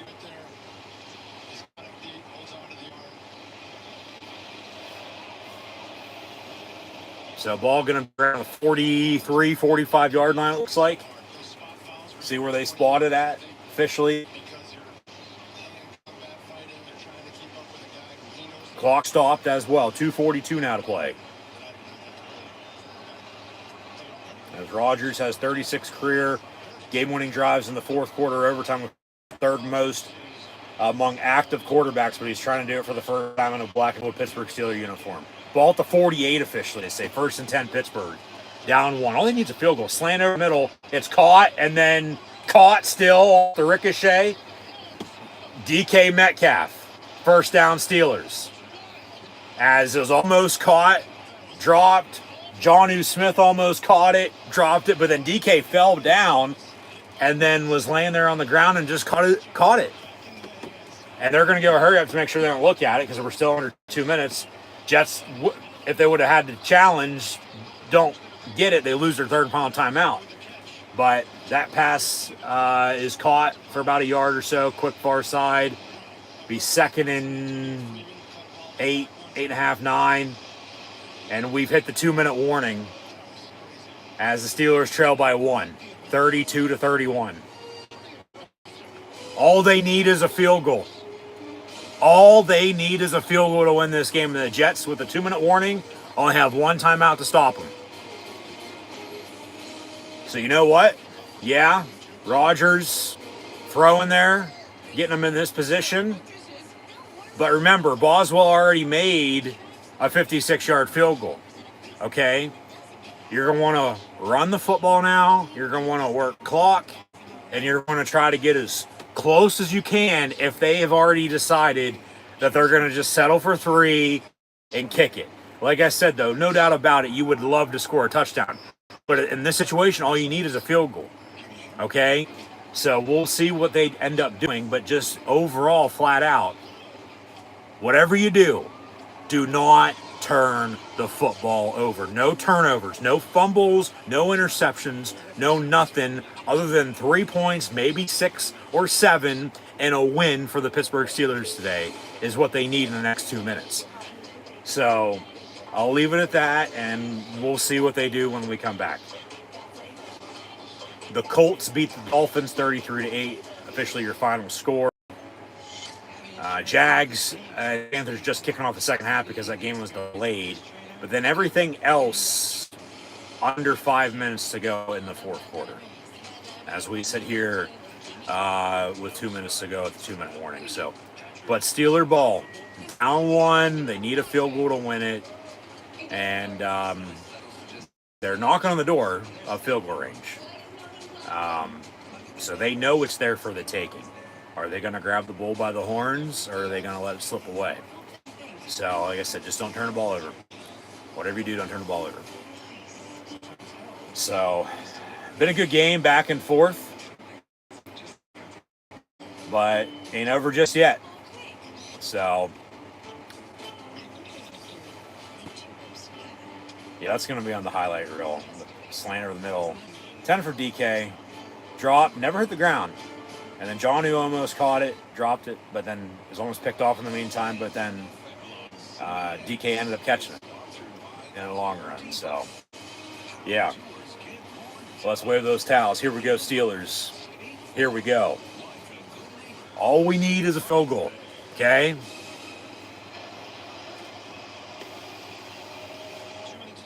Ball at the 40-yard line. And they have 2nd and 9 with 2 minutes to go. Jets only have 1 more timeout. Steelers with 2.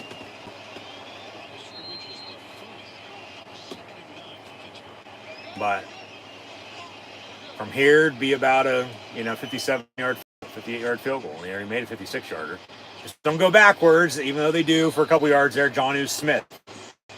God damn. So 3rd and about. So now you're looking at about a 60-yarder. So you're wanting to, get some positive yardage here. You can't take a sack. No sack and no turnover.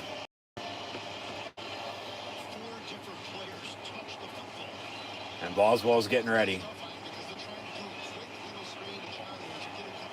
And they're working some clock because if they have to kick it before they get the ball back, the Jets won't have as much time.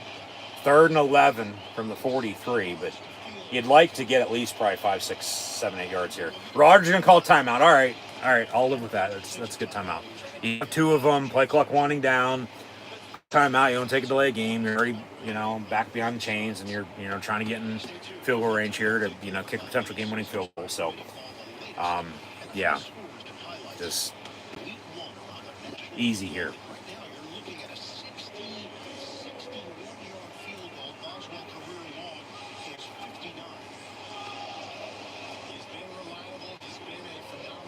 Boswell, arguably one of the best, if not the best kicker in the National Football League, with a career long of 59. So, already made from 56 earlier. And in week 1 last year, had 6 field goals for the 18 total points they scored in the win. A little different today, obviously, but it might come down to his toe again.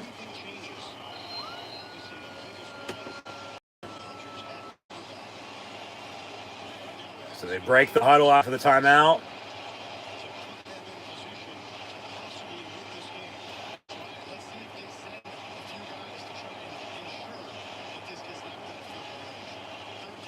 And Rodgers looking to throw deep, and it's incomplete. No penalty.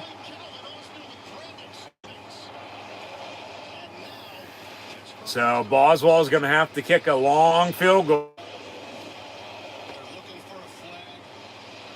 Little hand fighting there. That's probably a good no call with that.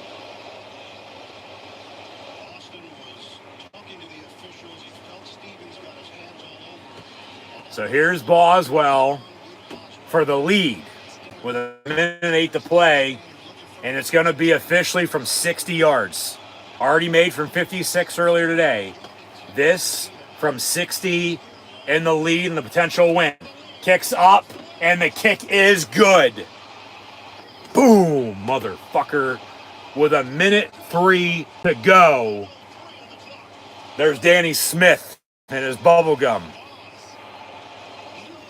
Let's go. Here we go. Good snap, good hold by Waitman. And, I mean, that's good from 70.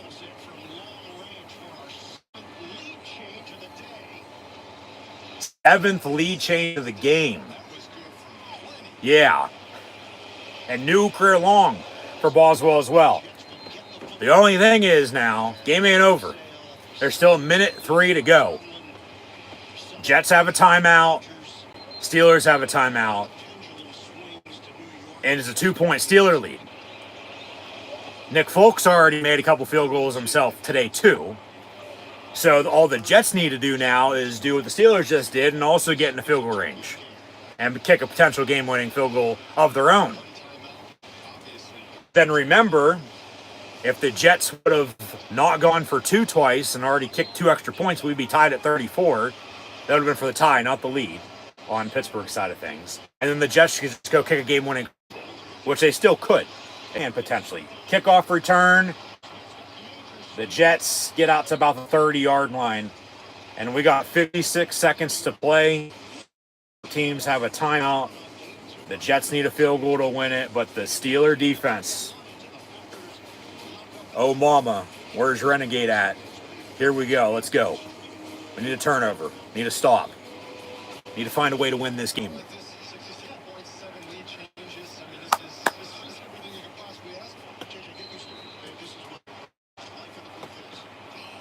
From the 31, 1st and 10 for New York. Come on, defense, let's go. Who's it going to be? Who's making a play? Fields out. High on the throw, but it's caught and then wrapped up by Patrick Queen, Juan Thornhill, and Peyton Wilson. Clock's ticking. Yeah.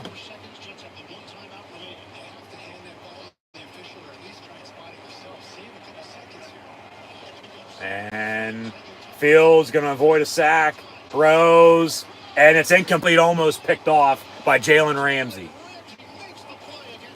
Incomplete, 3rd and 3 with 30 seconds.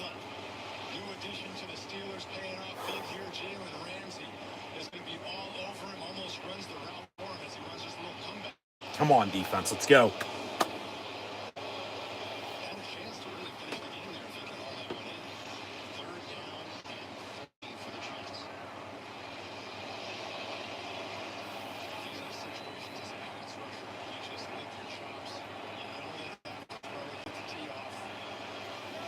Clock winding down, Pittsburgh bringing pressure, and down goes Fields. Ball's out, maybe a fumble. Get after it.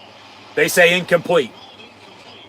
Incomplete, but it's 4th and 3 with 25 seconds, and they're not in field goal range, so they have to go for it.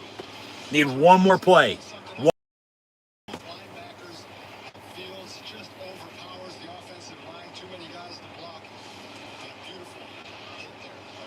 Both teams have a timeout, so we'll see if either of them call them, just because it's 4th and 3 here to make sure they're set. But come on. Let's go, defense. From the 38.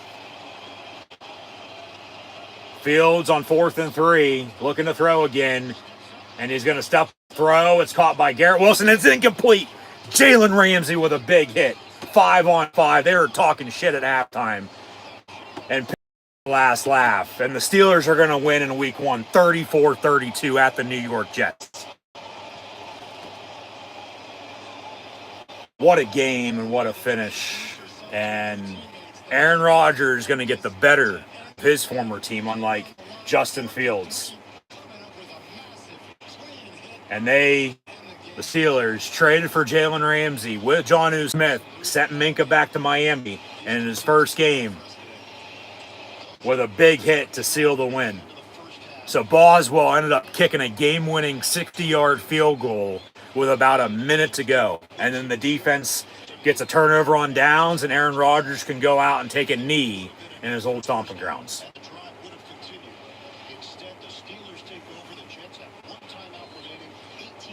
What's it gonna fucking matter? They've them out and the kneel down, the game's over. I mean, that's just petty if they call a timeout. Rodgers with the kneel down, and that'll do it. That's all she wrote. Steelers will win in New York against Jets for the first time since 2013, I might add. It's 34-32, your final score. Aaron Rodgers had not one, not two, not three, but 4 passing touchdowns to Ben Skoranek, Jonnu Smith, along with Jalen Warren, and then Calvin Austin, as the Steelers got momentum and a lead going up 31-26 in a matter of a minute. And then the Jets went and scored, and then Boswell ended up kicking what ended up being a game-winning 60-yard field goal without about a minute left, as mentioned. But remember, the Jets didn't go for 2 twice and kick those 2 extra points. We're tied at 34, going to overtime right now, but they went for 2 twice. Obviously, didn't get it, as they missed the extra point earlier, remember, as well. That's why they decided to go for 2 on the first one. And that's why they led, 9-7 and down 9. And we'll get into the full post-game recap here in a minute. So, what a game. And we saw a cash in at MetLife a little over a month ago. The Steelers taking this win to the bank, too. 34-32 over... Yeah, the goddamn New York Jets, Jets. So, post-game handshakes. And if only the Steelers, because they truly, honestly, I'm not bullshitting you, not fucking joking. Aaron Rodgers post-game interview here. There were a handful of times here today the Steelers probably should have fucking lost this game. Okay? But at the end of the day, they find a way to win. And that's what matters. So here's what Aaron Rodgers has to say. Yeah, a lot of things happening. Both teams were getting after each other for sure. Yep. They scored off of it. And that was a difference. Yeah, for sure. They can get better at a lot of stuff. But they got to find a running game. They got to find a fucking running game.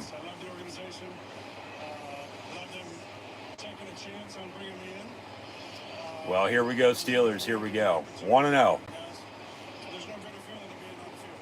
Yeah.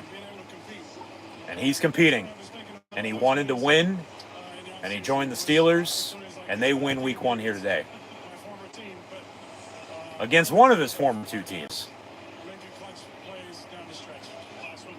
Remember, they host the Packers late October on a Sunday night.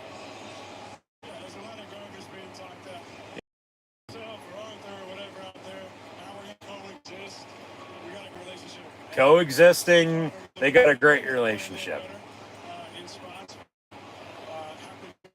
Yeah, happy to be 1-0 for sure. Should have lost this game a couple times. They were down 9 on 2 different occasions, which is 2 scores. And they come back and just, they found a way to win it. And Chris Boswell ends up kicking the game-winning 60, not 10, which you can't have a 10-yard field goal. The closest you can get is like 18 yards. But not even a 20-yard or 30-yard or 40-yard or 50. Had a 56 earlier.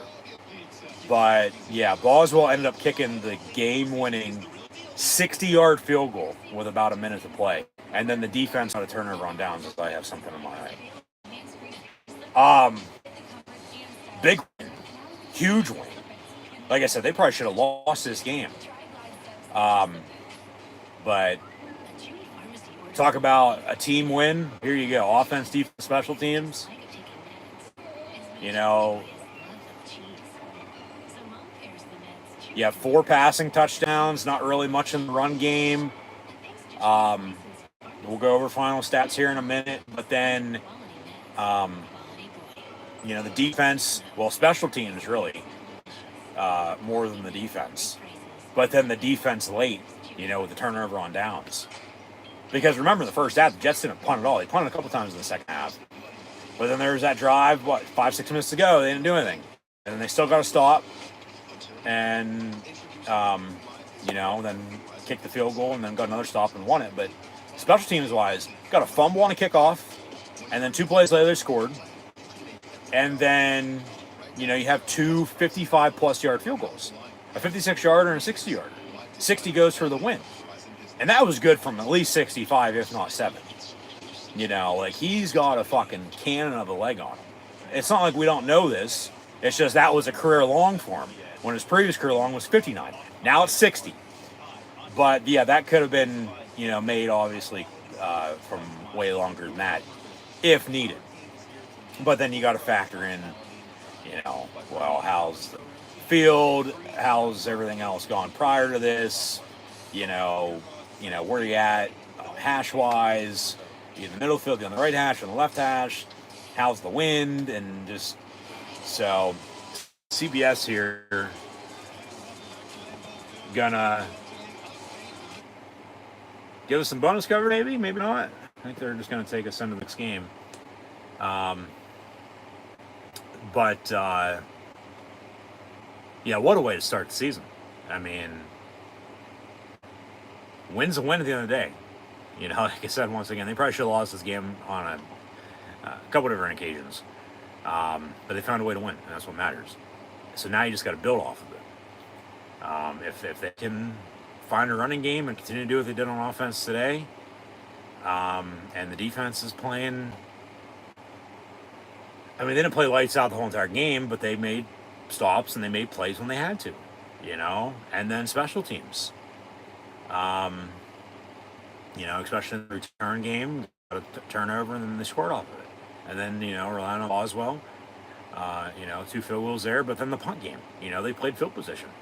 Defense, let them drive and score as much as they did, but Boswell has a new career-long field goal, and it was on a game winner here today from 60 yards as the Steelers beat the Jets 60 to 58. Now, 34 to 32. But they got to find a running game, and they got to be able to stop the run. If they can do that, I think they'll be fine. Seriously. So, I mean, you want to know? Game's over with. You won. Now you're on next week. And the Seattle Seahawks are coming to town. And we know how Aaron Rodgers has fared against Seattle in his career. It's been hit or miss, about 50-50. Hopefully there's no Fail Mary next week. But he was 22 of 30 for 244 and 4 touchdowns. And Fields was 22 for 218 and a touchdown, but also had a rushing touchdown. So, big win for Pittsburgh, for sure. Just a back and forth game. Like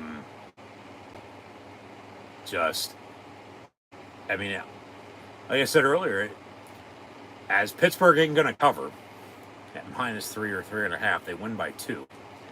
The over hits for anybody interested in that as well.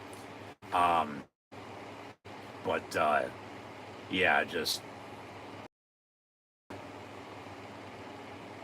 they found a way. They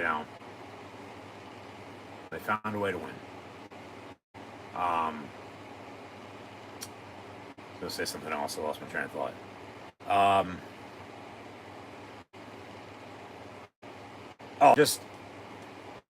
Potentially being, low scoring, if you will. It turned into a back and forth shootout for the most part. I mean, 34-32 is a lot of points for week one. What does that say about the defenses? You know what I mean? Which, like they said, they have a lot to work on. Clearly, it's week one. Everybody does. After week one, everybody's either going to be 1-0 or 0-1. Or if you end up tying like the Steelers have in the past, week one, you're 0-1.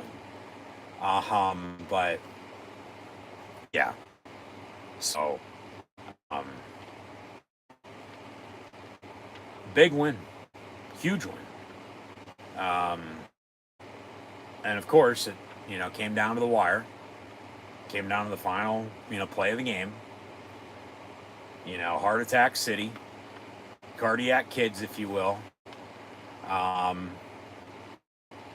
Just, you give the Jets a lot of credit. They had Pittsburgh literally right where they wanted them at, a handful of times today. Like I said, Pittsburgh was down 9 on 2 different occasions. 19-10, and then 26-17. And then Pittsburgh scored 2 scores there in, less than a minute. And just got the lead, didn't hold it. The Jets did end up scoring again. 1 for 2 again, didn't get it. And then, Pittsburgh with some time and timeouts, with 2-minute warning as well. Drove, and they got to, about the 40-yard line, 43-yard line. And nothing closer, like I was saying. I'm hoping maybe they would have got a little closer. But then, hey, shit. It didn't fucking matter. Oswald still made it from 60 yards anyway. So, yeah. Overall team win. No doubt about it. Offense, defense, special teams. If only they can run the ball a little bit better moving forward and start stopping the run. I get every game's going to be different, but then continue to do a little bit here and there of what you did today. Building blocks, chip away at it. Like, this season's a big oak tree. Well, they're 1 win down and, a little more chops to go. It's a long season. A long-ass season.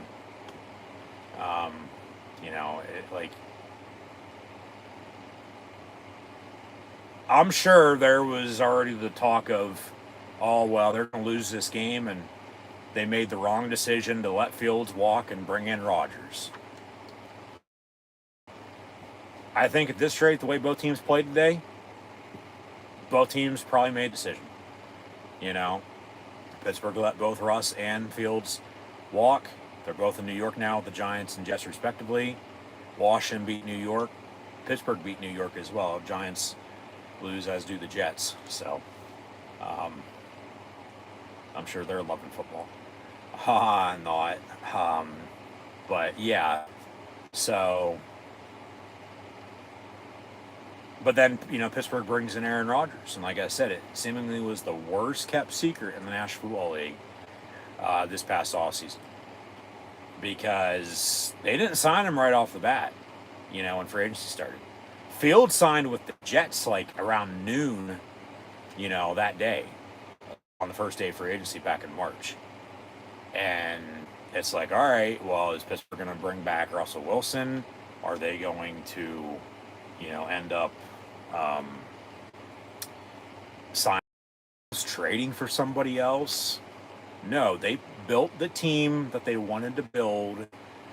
And then whether they got word, I know they met and whatnot a couple times, but whether they got word or not that he was going to sign, which I'm sure at that rate they probably did, because he ended up signing, it would have been a different story if not.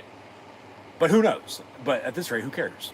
He signed on June the 5th and balled out in week 1 in his first game as a Pittsburgh Steeler today against one of 2 former teams, and then they still have to play the Packers hosting Green Bay late to October, just prior to Halloween on a Sunday night.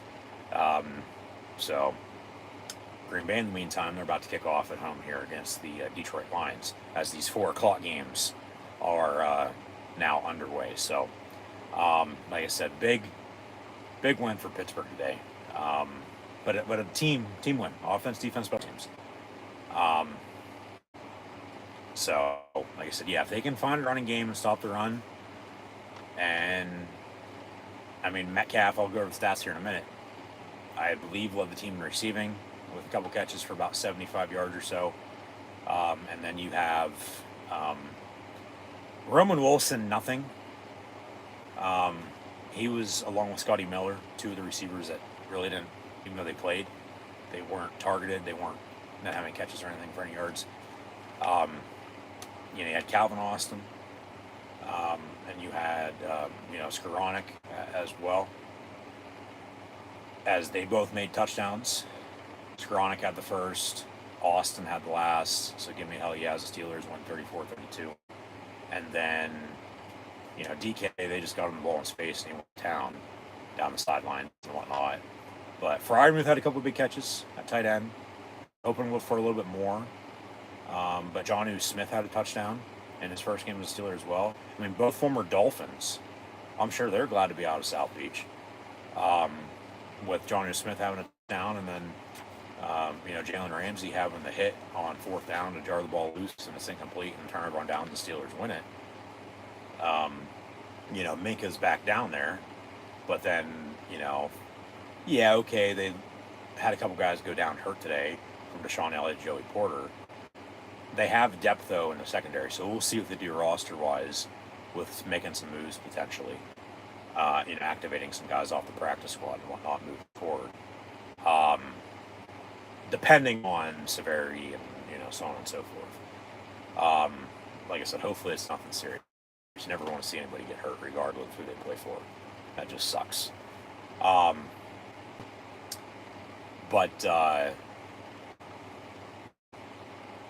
Getting rid of Minka, they went quantity over quality.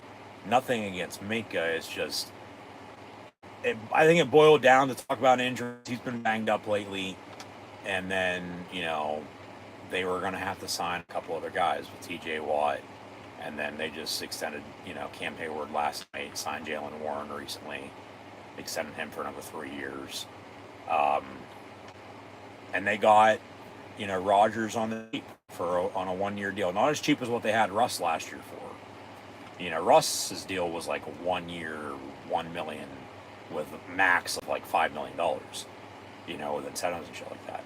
Rodgers is like, it's a 1-year deal, like between 10 and 12, but it's upwards to, 20 million with incentives.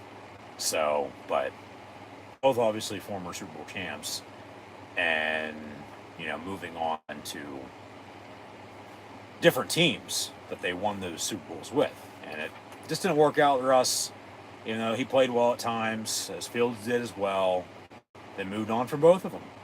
And like I said, they brought in Aaron Rodgers, and the Packers might return the opening kickoff for the touchdown now. But Pittsburgh actually has to go to Detroit right before Christmas, I might add as well. Look at the schedule. They play at the Jets today, obviously, and won 34-32, your final score. They host the Seahawks next week. And then they go to the Patriots before they go across the pond and play in Ireland against the Vikings at the end of the month. And then they have a bye, an early bye, like I was saying earlier. You'd like it to be a little bit later on in the season, about halfway through, but it's early, first week in October. But they, long story short, with playing the AFC North, twice with the Bengals, Browns, and Ravens, home and home. They'll play the AFC East, which they did today at the Jets. They'll also go to New England in 2 weeks.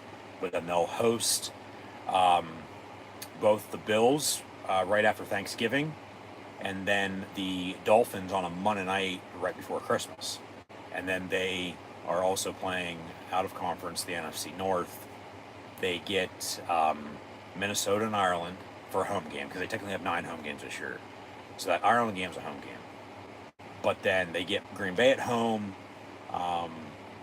late October, like I said, right before Halloween on a night, and then have to go to Chicago before Thanksgiving, and then they go to Detroit right before Christmas. And then they also have to end up playing, who is it? The Colts and the Chargers in back-to-back weeks, along with the Seahawks, as those crossover games. And they get the Seahawks at home, and they get the Colts at home, but then they got to go to the Chargers also on a Sunday night, unless obviously it gets flexed out from now until then. Veterans Day weekend. So that's the schedule.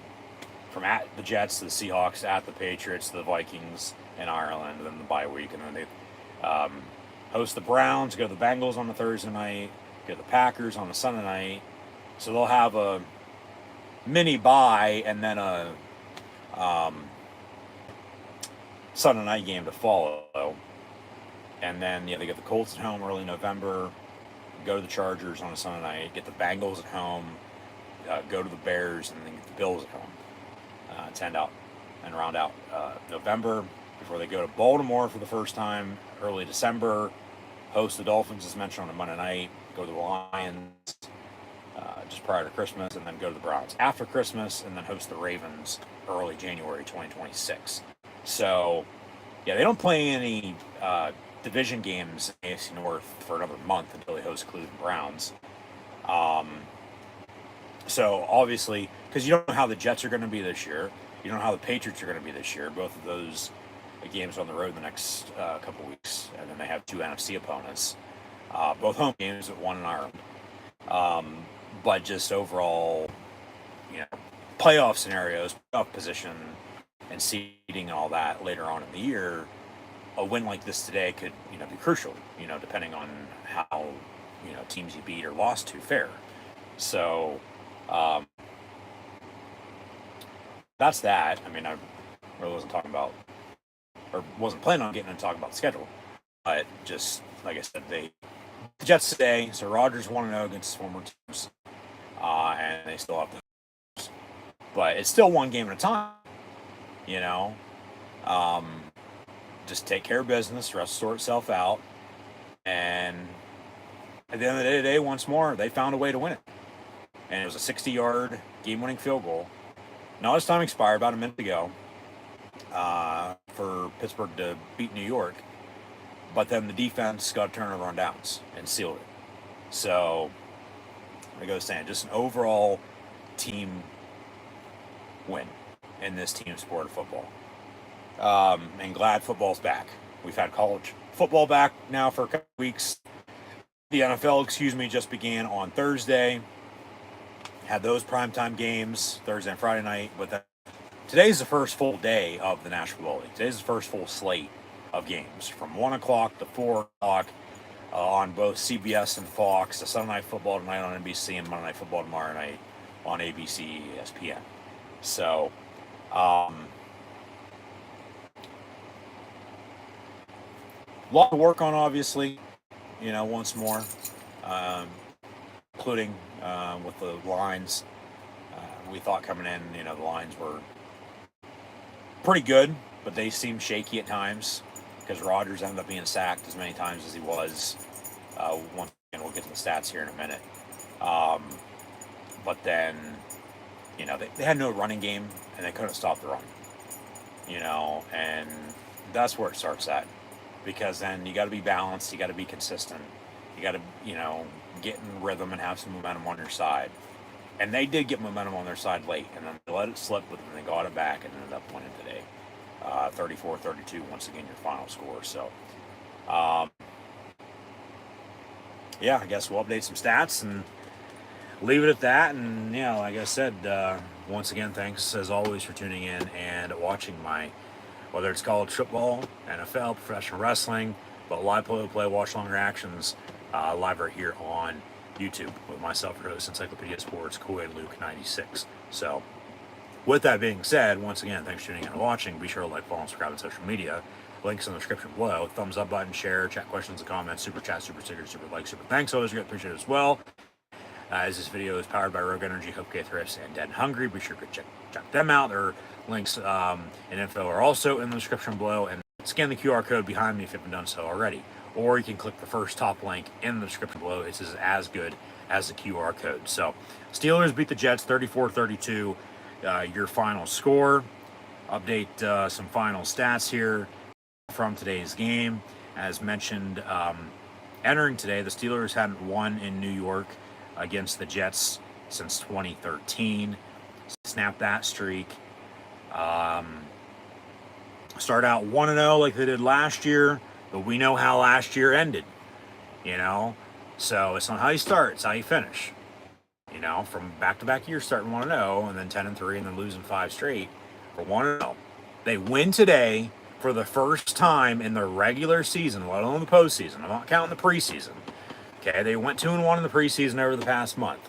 But they haven't won an official game, a meaningful game, since December the 8th, 2024 of last year, as was the Cleveland Brown home game before they ended up losing to the Philadelphia Eagles, the Baltimore Ravens, the Kansas City Chiefs on Christmas, and then the Bengals week 18, and then the Baltimore Ravens once again in the wild card round of the playoffs. And then, you know, like I said, 2-1 in the preseason, but they're 1-0 here in the regular season with a 34-32 win over gangrening the New York Jets. So, final stats and scores. New York on the losing end, Justin Fields, the former Steeler, was 16 of 22, 218 yards passing. Had a passing touchdown to Garrett Wilson, who had 7 catches, 95 yards, and the touchdown. Also receiving was Breece Hall, 2 of 38. Tyler Johnson, 2 of 31. Mason Taylor, Joy's nephew, 1 of 20. Josh Reynolds, 2 of 18. Jeremy Ruckert, 2 of 16.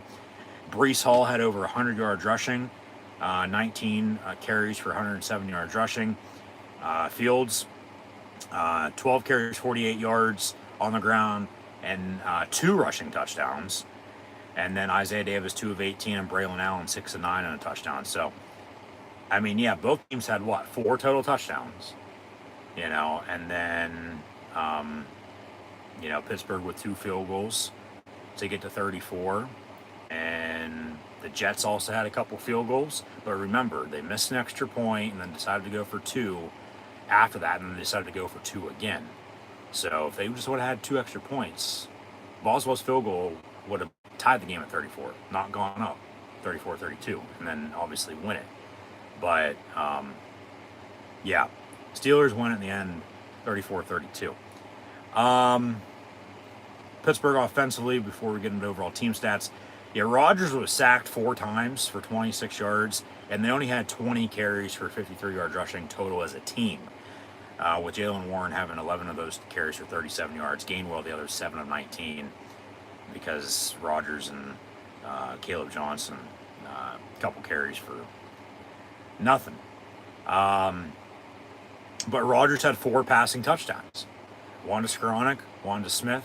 The others in the second half to Jaylen Warren and Calvin Austin. So Rodgers finished officially 22 of 30 for 244 yards passing, which is an 8-yard average. Okay. And 4 touchdowns. Once again, the first one to Ben Skoranek. He had 1 catch, 22 yards, and a touchdown. And then the second one was to John Smith, finished with 5 catches, 15 yards, and a touchdown. And then the ones in the second half, when they scored twice in less than a minute, after the fumble and the kickoff return, that was sandwiched in between the 2 scores. That's how they ended up doing that in like 50 seconds. Jaylen Warren had 2 catches, 22 yards, and a receiving touchdown, and Calvin Austin 4 catches, 70 yards, and a touchdown. So DK led the team in receiving with 4 catches, 83 yards receiving. Austin, 470 and a touchdown, as mentioned. Fryermuth had 3 catches, 28 yards. Skronik, 122 and a touchdown. Jalen Warren, 2 of 22 and a touchdown. Johnny Smith, 5 of 15 and a touchdown. And then Kenneth Gainwell had a couple catches for a couple yards. Couple fumbles, but they were able to recover, so they never lost. They didn't turn the ball over today. The Jets did.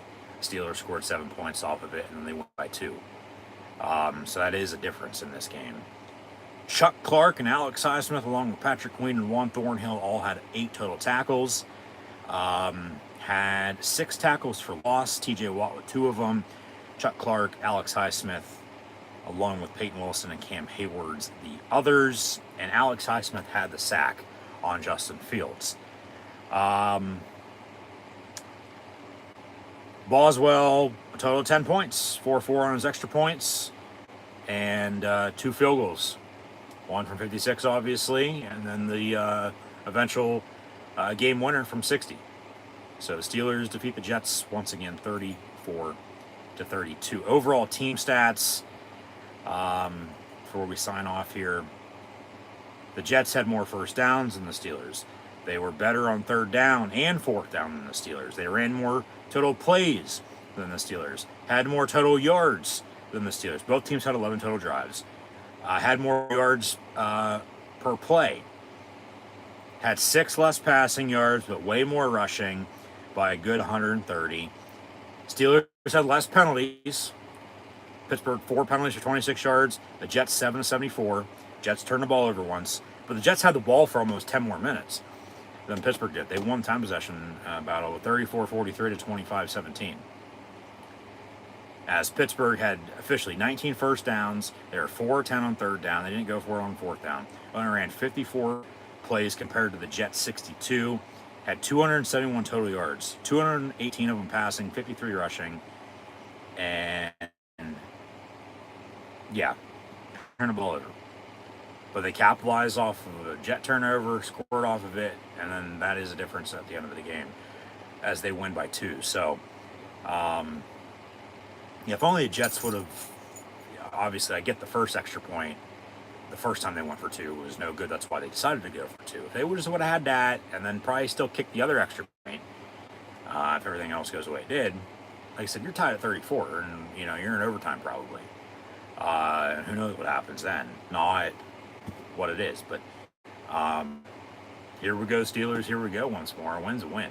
That's the stat. After I just read off all these stats, that's the stat that matters.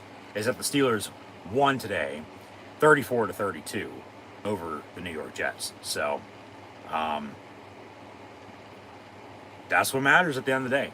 That's all that matters at the end of the day, is whether you won or lost, because that's all anybody cares about, let alone remembers.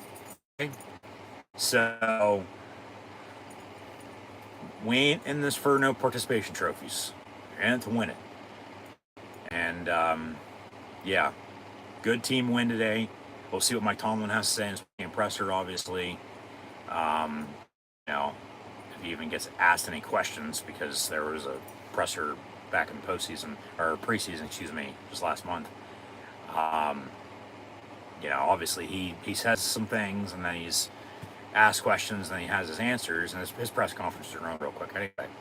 But he said what he said, and then none of the reporters, not a single one, had a single fucking question for him. And he's like, all right, see, I'm out here. But hopefully with everybody who got hurt, injured today, hopefully they're okay. But if not, then they'll figure something out, like I said, roster-wise, and go from there.